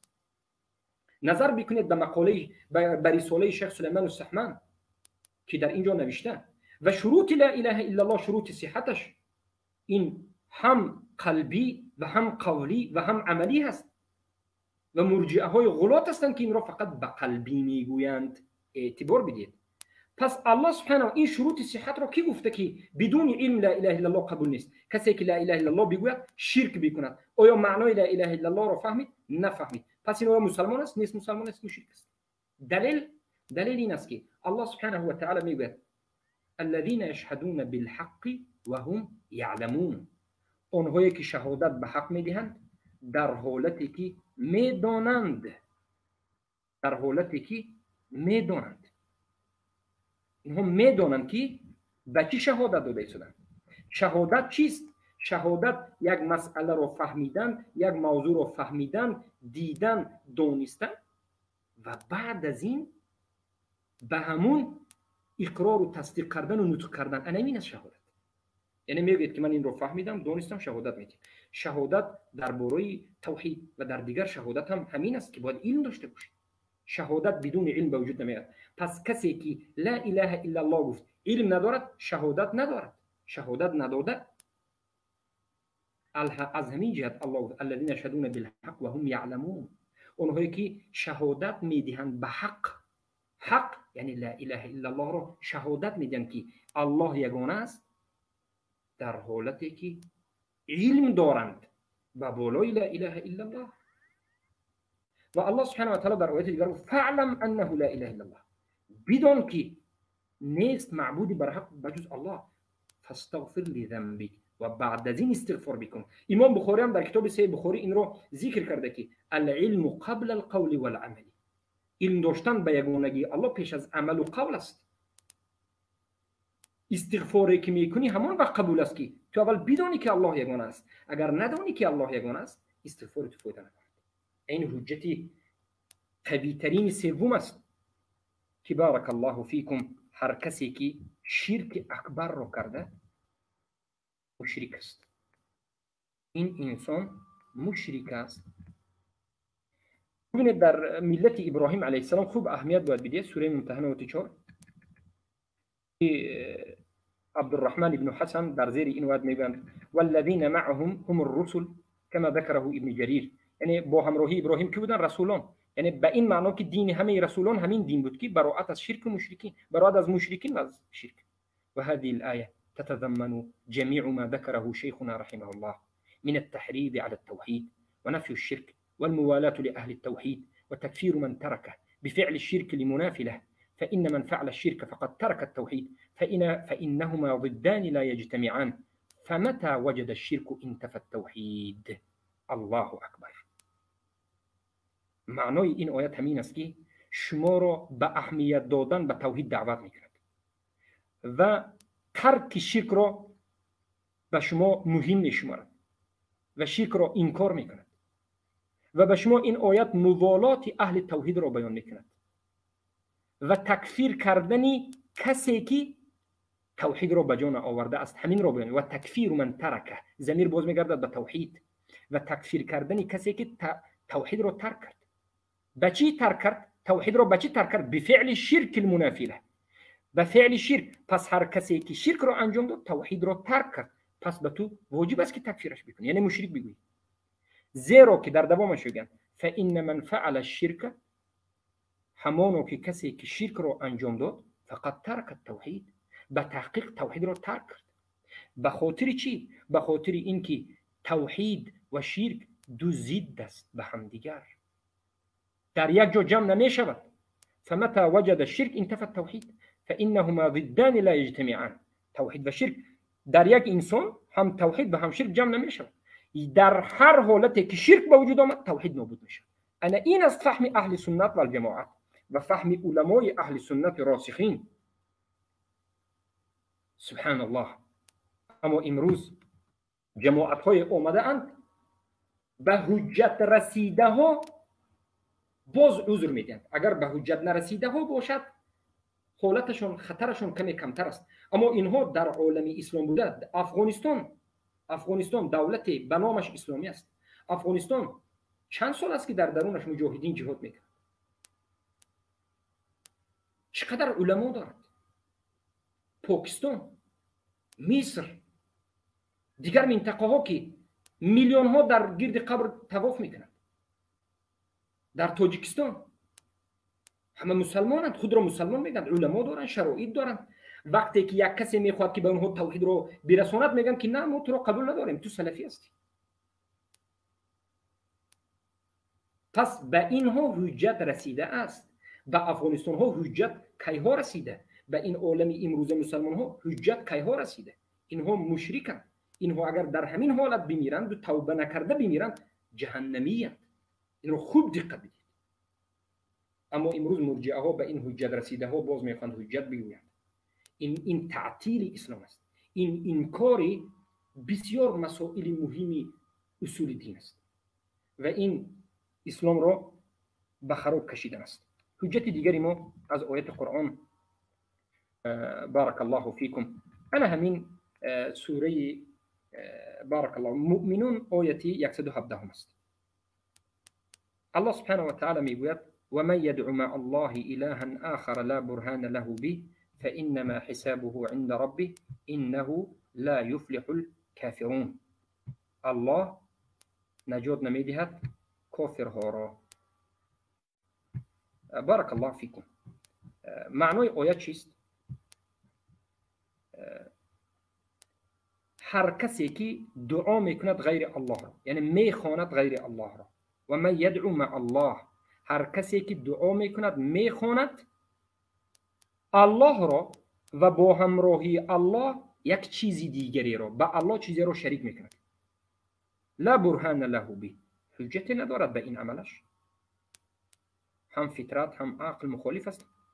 پس حساب این انسان در نزد الله است و الله کافران را نجات نمیدهد. الله در اینجا هر کسی که غیر الله را ندا میکند با همراهی الله، یعنی به الله کسی را شریک قرار میدهد، این را کافر گفته شده است. پس آیا این آیت عموم است یا شما مرجئه ها می آید و میگید که این آیت دلالت به کافرها میکند؟ این آیت عموم است. الله در اینجا کلمه صیغه عموم را استفاده برد. و من یدعو، هر کسی نباشد دعا بکند، طلب بکند، شریک را با الله با همراهی الله کسی دیگری را قرار بدهد، این را الله گفته کافر است، زیرا که در آخر گفته لا یفلح الکافرون. این است که جهل عذر نیست. بارک الله فیکم. مسئله دیگر، ما حجت های قوی رو الان داریم ذکر میکنیم. الله سبحانه و تعالی در آیت قرآن موانع التکفیر رو خودش ذکر میکند. موانع التکفیر در آیت قرآن ذکر شده است. موانع التکفیر این سوره نحل آیت 106 است. هر کسی که عقل دارد، خرد دارد، هر کسی که یک ذره از اصول مذاهب اهل سنت و از علم استدلال و از علم اصول فقه، یعنی کمی علم دارد، با علم نظر بکند. الله سبحانه و تعالی در این سوره بیان میکند که بارک الله فیکم ولكن من شرح صدره بالكفر من كفر، یعنی در اول آیات آمده است من کفر بالله بعد ایمانه، هر کسی که کافر شود به الله بعد از ایمانش، یعنی هر کسی که کافر شد به الله بعد از ایمان داشتنش، این کلمه عموم است و این آیت درباره 100% مسلمان است. هر مؤمن و هر مسلمانی که کفر اکبر و شرک اکبر را انجام داد، زیرا که کلمه کفر وقتی که تنها آید، شرک هم به این داخل است. این آیا کافر است یا مسلمان است؟ این کافر است، این آدم کافر است بجز یک استثناء. الله استثناء را خودش ذکر کرد، الا من اکره و قلبه مطمئن بالایمان، مگرم یک کسی کافر نیست که یک طائفه کافر نمی شود در حالت کفر و شرک اکبر را انجام دادن که او را اکراه کرده باشند، مکره باشد. مکره کسانی بیاند و او را اکراه کنند، مکره شود، یعنی بزنند و بکوبند و به قتل نزدیک است که برسانند و او را مجبور بکنند که کفر شرک را انجام بدهد. در این حالت الله گفت که این چنین انسان کافر نمی شود به یک شرط که قلبش پر از ایمان باشد. الا من اکره و قلبه مطمئن بالایمان، همین آدم مکره شده هم همان وقت کافر نمی شود که قلبش پر از ایمان باشد. اگر در حالت اکراه هم به قلبش قصد کرده کفر را انجام بدهد، کفر را قصد بکند، کافر است. هم فعل را ببین، همون فعل را قصد بکند، نه کفر، همون فعل را قصد بکند، کافر است. چلی که ابن تیمیه رحمه الله میگن که ما به شما بیان میکنیم، ابن تیمیه میگن و همه علما میگن به خاطر چی انسان، یک انسانی که مجبور کرده اند، زده اند و لطکوب کرده اند، این معذور است در شرک اکبر، کفر اکبر، زیرا که او همین عمل را انجام دادنش را قصد نکرد بلکه ظاهرا کرد و به درونش و به قلبش این عمل را کفر میداند، شرک میداند و انکار میکند، اما از سبب مجبوری به خاطر خلاص شدن انجام داد. از همین جهت به این عذر است. خیلی که عمار ابن یاسر رضی الله عنه را ابو جهل لطکوب کرد و نزدیک به قتل بود که بارک الله فیکم سخنهای ناسزا را گفت و به نزد رسول الله رفت. در نزد رسول الله صلی الله علیه وسلم وقتی که معذرت خواهی کرد، رسول الله گفتند کیف تجد قلبک، ای عمار قلبت را چگونه میابی؟ گفت مطمئن بالایمان، مطمئن به ایمان. یعنی من وقتی که گفتم یک سخنهای کفری را، ناسزا را، نه این که من همین را قصد کردم، من به قلبم میدونستم که این کفر است، اما سوال اینجاست، امروزه مشرک هایی که به سر قبر میروند، آیا همون را این شرک است، این کفر است، ما این را بد میبینیم گفته انجام میدهند، یا که میگن که این شرک بودنش را میگن که این یک عمل خوب است، ثواب است؟ پس اینها انشراح کردند، زیرا که الله در دوام آیت میگه ولکن من شرح بالکفر صدرا فعلیه غضب من الله ولهم عذاب عظیم. هر کسی که به کفر و شرک قلبش را باز میکند، یعنی همون شرک و کفر را حکمش را میداند یا نمیداند لیکن قصد انجام میدهد، پس این منشرح به همون کفر است، قلبش را باز کرده و مشرک است. این حجت بنا قوی است. علمای اهل سنت در جماعت ذکر میکنند و ابن حزم هم در زیر این آیت ذکر میکند که کسایی هست که الله استثناء کرده، میگن ابن حزم در کتاب محله الملل و النحل اومده و در کتاب محله اومده، میگه که کسایی هست که الله استثناء داده به مانند انسان هایی که اکراه شده یا که به معنای اکراه شده، زیرا که قصد از اکراه، معنای اکراه در اینجا چیست؟ اکراهی که عذر دارد کدام اکراه است؟ اکراهی که با قلب قصد همون عمل وجود نداشته باشه. این چنین مجنون ها قصد عمل را ندارند، این چنین کودک ها قصد عمل را ندارند. ابن حزم میگه که پس اینها را الله استثناء داده، اما غیر اینها باقی مانده را الله استثناء نداده، پس اونها اگر به شرک واقع شوند مشرکند. برادرم، ای کسی که خرد داری، ای کسی که قرآن و سنت را دعوا میکنی که به فهم سلف صالح میفهمم، آیا سلف صالح نگفتن که لا يجوز تأخیر البیان عن وقت الحاجه؟ جایز نیست که در شریعت، در قرآن و سنت در شریعت جایز نیست و ناممکن است که یک مسئله مهم رو در جایی که باید ذکر کرده شود ذکر نکنند و ترک کنند و بگذارند. جایز نیست. ما اعتقاد داریم که الله هر مسئله که در همونجا ضرور است که باید گفته شود گفته است. هر چیزی که باید در وقتش گفته شود پیامبر گفتند. ما نمیگوییم که در اینجا جهلم عذر است تو، اما الله اینجا ذکر نکرد.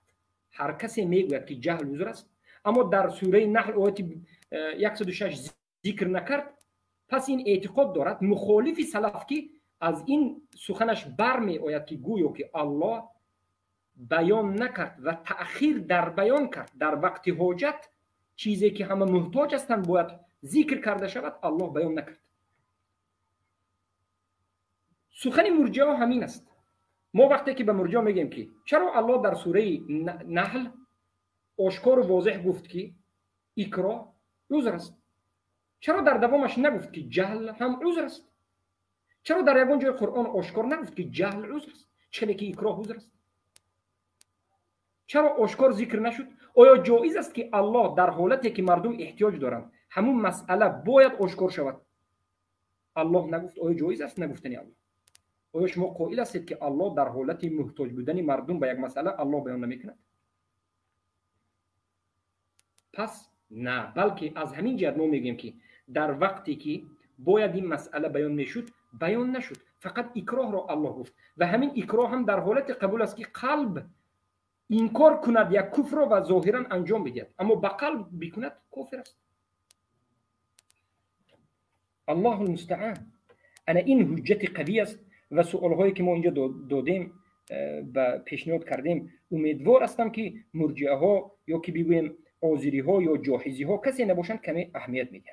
وجه استدلال چی است؟ علما میگن ان هذه الايه قاعده جامعه لموانع الكفر مانعه للاعذار الباطله لان العذر الباطل الجهل والتاويل تفنيه الايه بدلالتها اللفظيه والمعنويه. این آیت وجه استدلالش همین است که یک قاعده جامع هست که موانع کفر را ذکر میکند. موانع الکفر چی است؟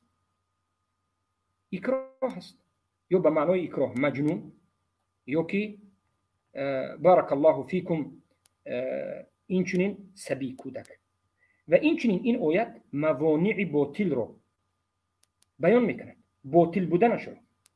سخن من را خوب دقت بدید. موانع باطل چی است؟ در شرک اکبر و کفر اکبر موانع باطل جهل است، تقلید است، تعویل است. این مانع ها را که موانع تکفیر در کفر اکبر و شرک اکبر ظاهر میگویند این باطل است. این سخنی البته مرجئه ها است و این آیت آشکار انکار میکند عذر بودن جهل رو، عذر بودن تعویل رو و عذر بودن تقلید رو. پس جهل و تقلید و تعویل آشکار بیان می شود که عذر نیست، هم به دلالت لفظی و هم معنوی. معنی هم این که الله سبحانه و تعالی ذکر کرد که یگانه اکراه عذر است و کسی که اکراه ندارد و به قصد عمل یک چیز را انجام میدهد، به قصد دل یک چیز را انجام میدهد، مشرک است. بارک الله فیکم. پس من شرح بالکفر صدرا را خوب دقت بید.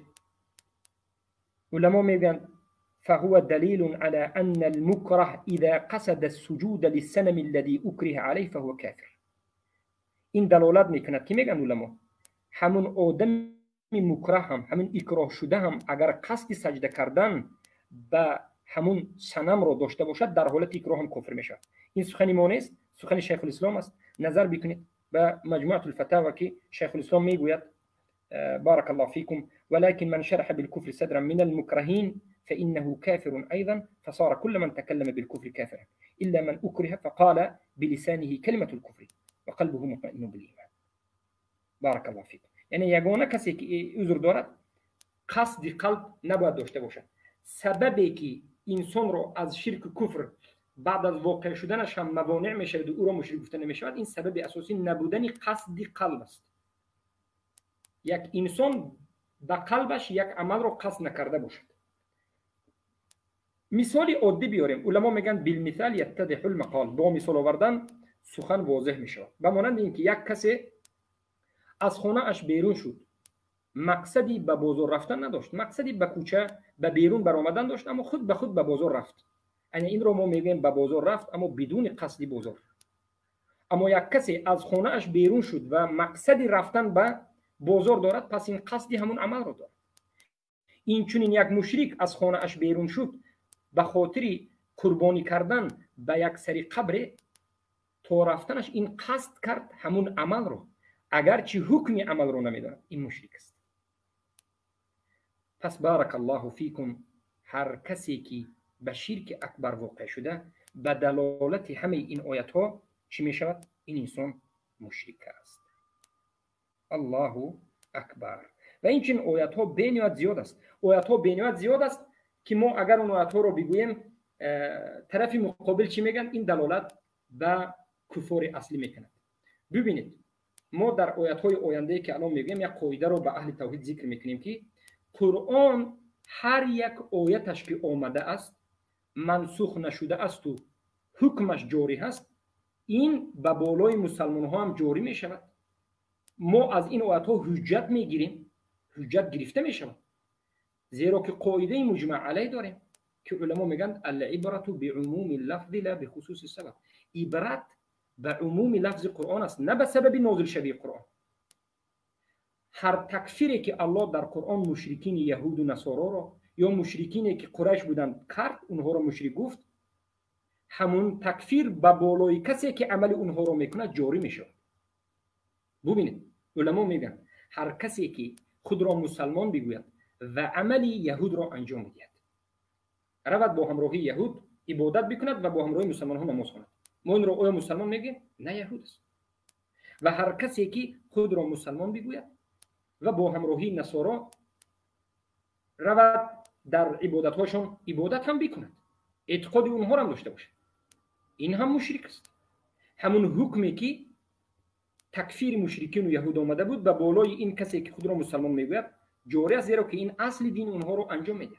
و این چنین هر کسی که خود را مسلمان میگوید و میرود به دین مشرکین، دین قریش و دینی که امروز باقی مانده و قبر پرستی میکند، اگرچه خود را مسلمان بگوید این مشرک است. ما هیچگاه نمیگیم که هر کسی که خود را مسلمان میگوید و به کنیسه‌های کفار میرود با همراهی خریستیان ها عبادت میکند، این مسلمان هم نصرانی نمیگیم. ما هیچ کسی را نمیگیم که هم مسلمان هم نصرانی، هم مسلمان هم مشرک نمیگیم. یا شرک است یا توحید است، زیرا که این قاعده مجمع علیه است. و الله سبحانه و تعالی در قرآن چقدر آیات ها رو ذکر کرده که پیش از حجت هم مشرکین هستند، پیش از آمدن رسول هم مشرکین هستند. بعد از این قاعده رو خوب فهمیدن، ببینید الله سبحانه و تعالی میگه و این استجارك احد من المشركين فاجره حتى يسمع كلام الله ثم ابلغه مأمنه و این احد من المشركين استجارك ای محمد صلی الله علیه و سلم، اگر یکی از مشرکین از تو طلب امن بکند حتی یسمع کلام الله، تا اینکه کلام الله رو بشنود به او اجازت بده. همون مشرک بیاید کلام الله رو بشنود. در این آیت حجت است که الله یک آدم جاهلی که کلام الله را اصلا نشنیده، رسول الله سخنشون رو نشنیده، قرآن رو نشنیده، این را مشرک گفته شده است، حالا که اینها خود را به دین ابراهیم نسبت میداد. پس این آیت آشکار و واضح دلالت میکرد کسی که به شرک واقع شد مشرک است، اگرچه جاهل باشد. در آیت قرآن سوره کهف الله سبحانه و تعالی میگوید هل انبئکم بالاخسرین اعمالا، نظر بکنید به سوره کهف آیت 103 تا 108. الله میگه هل انبئکم بالاخسرین اعمالا، آیا من به شما بیان بکنم اون کسایی که خسارت زده شدن در عملهایشون، یعنی عملی زیاد را انجام میدهند اما با وجود اینها نجات نمییابند، کافر و مشرک هستند، خسارت زده هستند. اینا کی هستند؟ الذين ضل سعيهم في الحياة الدنيا ويحسبون انهم يحسنون صنعا. اونها کسانی هستند که گمراه شده اند، عملها را انجام میدهند، گمان میکنند که این راهشون خوب است، گمان میکنند که اینها هدایت یافتگانند، اما در حالتی که اینها کافر هستند و مشرک هستند. در دوم آیت میگه ابن جریر الطبری در زیر همین آیت در سوره کهف در پایانش میگوید که این آیت دلالت میکند خطا و گمراه بودن کسانی رو که میگویند که فقط کفر ایناد است، کفر جهر قبول ندارند. و این آیت آشکار و واضح دلالت میکند که هر کسی که به شرک اکبر و کفر اکبر واقع شد مشرک است. و یحسبون انهم مهتدون، مشرکای هستند که خودشون رو هدایت یافته میگن. و در آیت قرآن بسیار است که لا یعلمون لا یشعرون، کافرها نمیدانند، شعور ندارند. و از همین جهت علما میگویند سبب مشرک شدن مشرکان این جهل است. اگر آنها علم داشتند که همین شرک است نمیکردند. ما میدانیم که اونها جاهلند و همین جهل سبب شده که مشرک شدند. این بود آیت های قرآن. و بعد از این البته که من میخواهم به شما حدیث ها رو از رسول اکرم صلی الله علیه و سلم بیان بکنم در مسئله این که کسی که به شرک اکبر واقع شد این انسان مشرک است. بارک الله فیکم. پس حالا نظر میکنیم به سنت پیامبر صلی الله علیه و سلم. البته سنت پیامبر صلی الله علیه و سلم حدیث ها به نهایت زیاد است. من حدیث ها رو اینجا جمع کردم از سخن های علما. یکمین حدیث ما این است که پیامبر صلی الله علیه و سلم موانع را ذکر میکنند، موانع التکفیر، یا که انسان ها در کجا عذر دارند یا چی چیزها میتواند عذر بشود، اما جهل را هیچگاه ذکر نکردند. ببینید پیامبر صلی الله علیه و سلم میگویند ان الله تجاوز لامتی ما حدثت به انفسها ما لم يتكلموا او يعملوا به. ان الله، در روایت دیگری، ان الله تجاوز لامتی عما وسوست او حدثت بها انفسها ما لم تعمل به او تتكلم. این روایت رو امام بخاری و مسلم روایت کرده از حدیث ابو هریره است.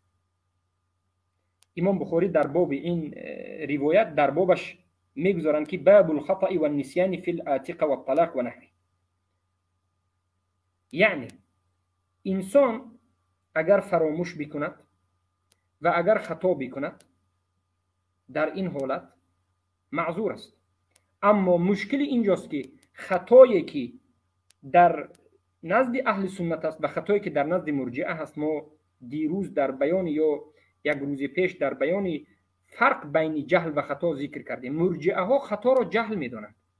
ما میگیم که لااقل از لغت با خبر باشید. جهل ضد علم است. خطا آیا ضد علم است؟ خطا ضد علم نیست، خطا ضد قصد است. پس هر عمل شرکی و کفری که بدون قصد به خبر از شما، از زبان شما انجام داده شد، این معذور است.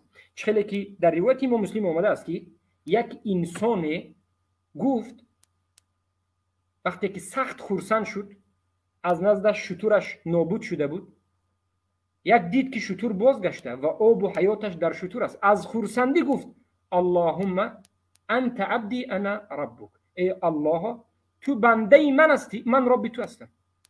الله خنده کرد و این را بخشید. حالا آنکه کلمه‌اش کلمه کفر واضح است. چرا بخشیده شد؟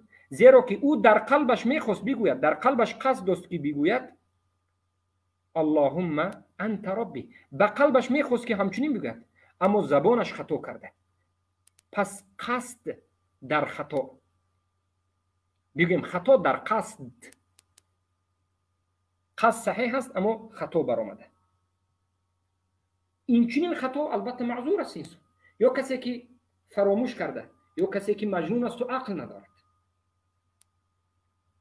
این حدیث پیامبر صلی الله علیه و سلم چگونه حجت می شود؟ مفهوم المخالفه، وجه الاستدلال چگونه است؟ مفهوم المخالفه، پیامبر صلی الله علیه و سلم چیزهایی که عذر می شود ذکر کردند، اما نگفتند که جهل عذر نیست.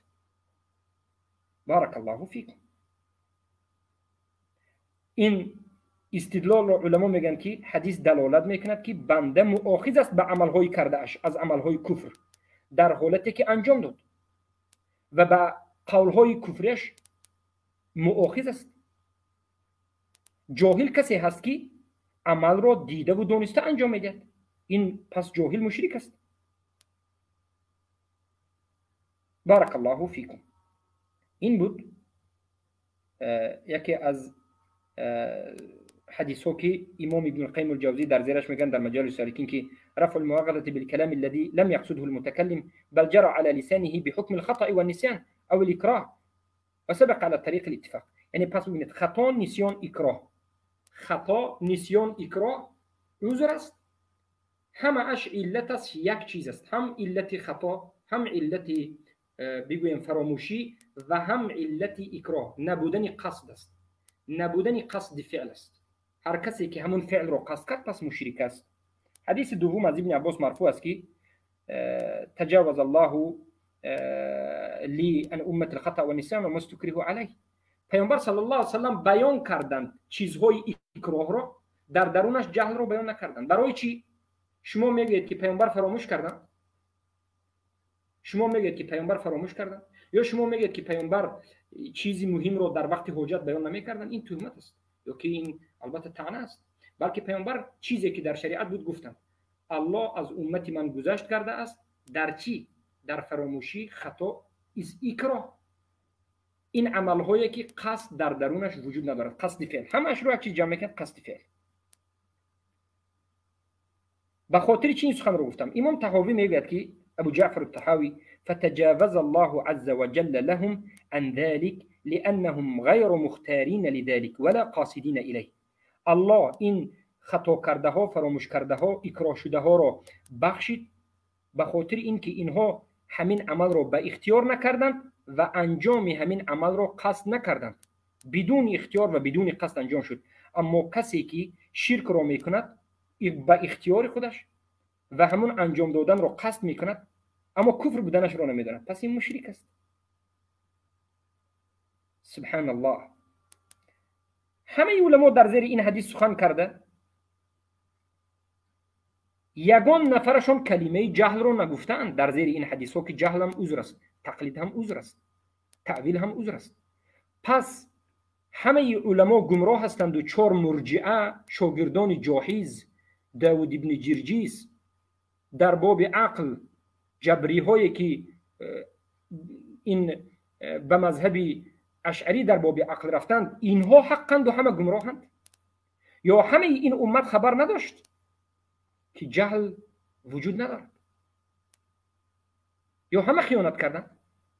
اگر به صحبت ما مرجعه ها نگریم تمام اسلام را به زیر سؤال برده می شود. الله المستعان. بارك الله فيكم. حديث سوم دلیلی که ما میگیریم ببینید که حدیث ابو عباده بن ثابت رضی الله عنه بايعنا على السمع والطاعه في منشتنا ومكرهنا وعسرنا ويسرنا واثرة علينا والا ننازع الامر اهله الا ان تروا كفرا بواحا عندكم من الله فيه برهان. کی روایت کرده است؟ امام بخاری و مسلم در صحیحانشان. و در روایت دیگر آمده است عندك تأويله من الكتاب، عندك تأويله في الكتاب.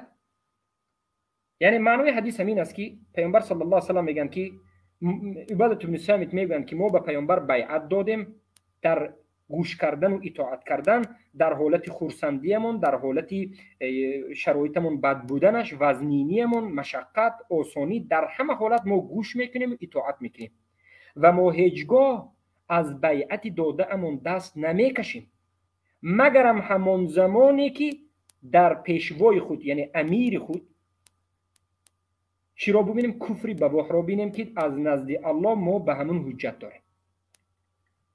این حدیث حجت است. علما ذکر کردن به چی؟ پیامبر صلی الله علیه و سلم در اینجا باید میگفتن که یعنی اگر جهل عذر میشد میگفتن که وقتی که میبینید به او خروج نکنید. وقتی که کفری بواح را میبینید شاید اون جاهل باشد، اول قیام حجت کنید.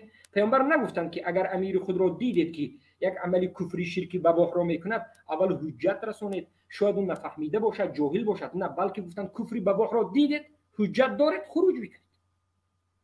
در حدیث دیگر گفتن الا تروا کفرا بواحا، یا که ما دام یصلی، تو زمانی که نماز میخواند خروج نکنید، نماز نخواند خروج کنید، زیرا که کفرش آشکار است.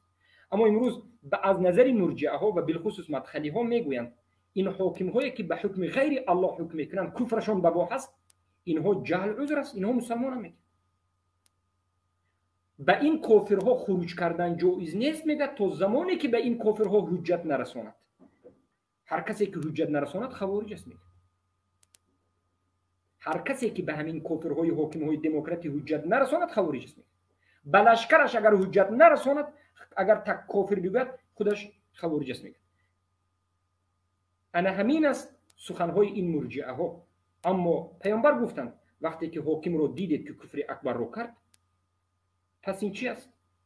این دلالت میکند که خروج میکنید.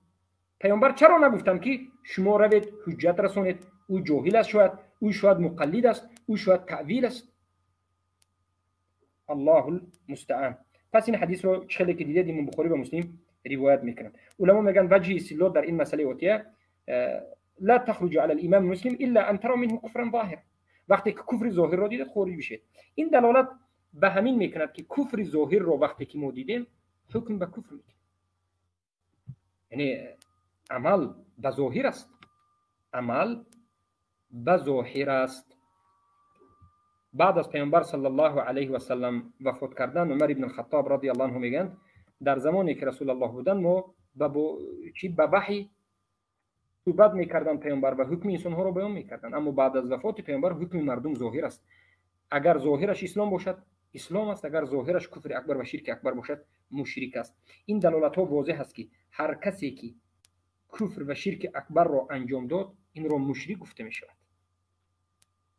هر کسی که کفر و شرک اکبر را انجام داد این انسان را مشرک گفته می شود.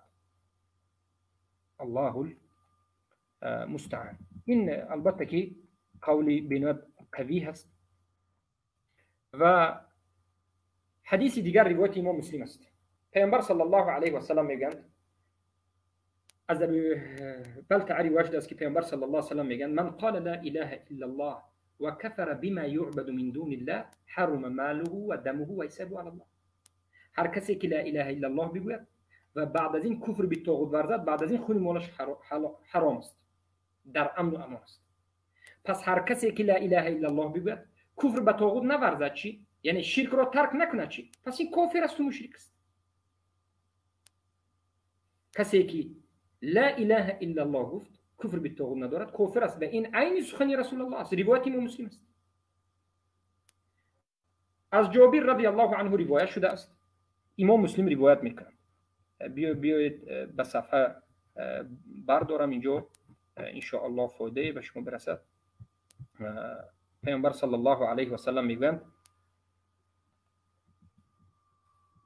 جابر رضی الله عنه قال أتى النبي صلى الله عليه وسلم رجل فقال يا رسول الله ما الموجبتان.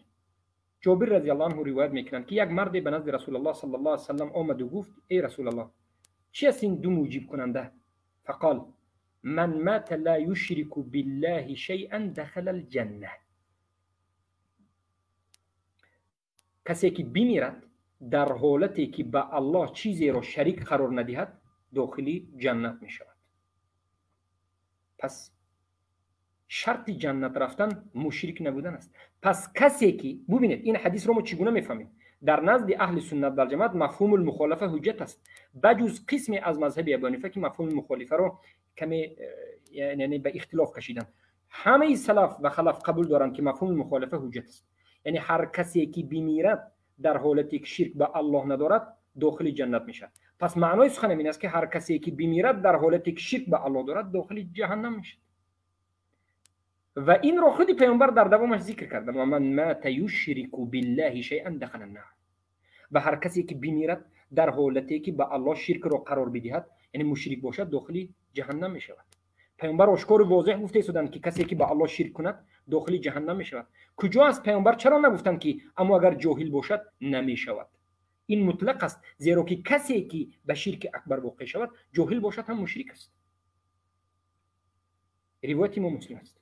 از معاذ رضی الله عنه روایت است که قال كنت رديف النبي صلى الله عليه وسلم على حمار يقال له عفير فقال يا معاذ هل تدري حق الله على العباد وما حق العباد على الله؟ قلت الله ورسوله اعلم. قال فإن حق الله على العباد أن يعبدوه ولا يشركوا به شيئا. حق الله بر بنده این است که یگانه الله را عبادت کنند و به او شرک قرار ندهند.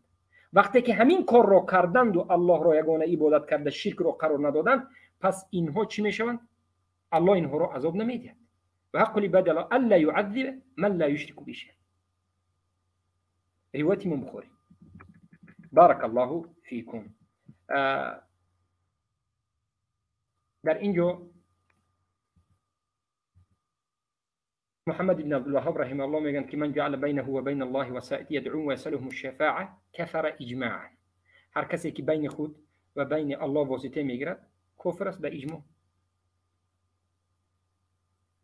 اجتمعت الأمة على تحريم هذا وعلى كفر فاعله اجماعا ضروريا. عبد الرحمن بن حسن میگن البته این اجماع رو من نمیخوام که همچون اجماع قبول بکنید، زیرا که مرجئه میگن که فقط از علمای نجد ذکر میکنید، ما به شما دیگر علما رو ذکر میکنیم که میبینید و این در زیر این حدیث ها بود که شما باید بدونید. بارک الله فیکم. پس به شما بیان گشت دلیل های قرآن و دلیل های سنت آشکار و واضح که هر کسی که به شرک اکبر واقع می شود این مشرک است. هر کسی که به شرک. شیخ بزرگوار انشالله خلاصه بکنین که نه وقتم شده، خیلی دوستا خسته نشن، خلاصه بکنین انشالله. خلاصه سخن این است. پس ما امروز قرآن و سنت رو به پایان میرسونیم، پس اجماع رو روز آینده ذکر بکنیم شیخ. همچنین اجماع را فردا، اجماع اقوال علما و اجماع سلف را انشالله فردا ذکر میکنیم. اقوال ائمه اربعه، امام ابو حنیفه رحمت الله علیه، امام شافعی، امام مالک و امام احمد رحمه الله علیهم اجمعین، ان شاء الله او را فردا ما ذکر میکنیم، چرا که درسم طول این را بگذاریم برای فردا ان شاء الله. بارک الله فیکم. البته که این بود حجت های ما از میثاق و از فطرت و از عقل و بالخصوص از قرآن و از سنت که ما فقط مختصرا ذکر کردیم. و البته باذن الله شما از این سخن ها فهمیدید و بعضا از سخن های علما رو هم در بیان مفهوم آیات و احادیث ذکر کردیم. فهمیدید که کسی که به شرک اکبر واقع می شود جهل و تعویل و تقلید عذر نیست، این مشرک است. اگر در حقیقت این انسان جاهل باشد ما میگوییم که بارک الله فیکم این در این دنیا مشرک است، خون مالش حرام است و در روز قیامت البته که الله این رو امتحان میکنه. انمین بود مقصد ما که هر کسی که به شرک اکبر و کفر اکبر یعنی واقع بشود، ظاهر واقع بشود، این مشرک است. بارک الله فیکم و حیاکم الله بیاکم. البته در روز آینده اجماع از صحابگان 4-5 اجماع از صحابگان رو ذکر میکنیم که در نزد ما وجود دارد و بعد از این اجماع سلف صالح رو و 4 مذهب رو و تا زمان ابن عبدالوهاب زیاده از 50 دیگر علما رو که متقدمین و غیره بودند در این باب ذکر میکنیم و شبهات مرجئه ها رو در سخن ابن حزم و دیگر از ابن عبدالبر و غیره امام شافعی جواب خواهیم داد. السلام علیکم و رحمت الله و برکاته. و علیکم السلام و رحمت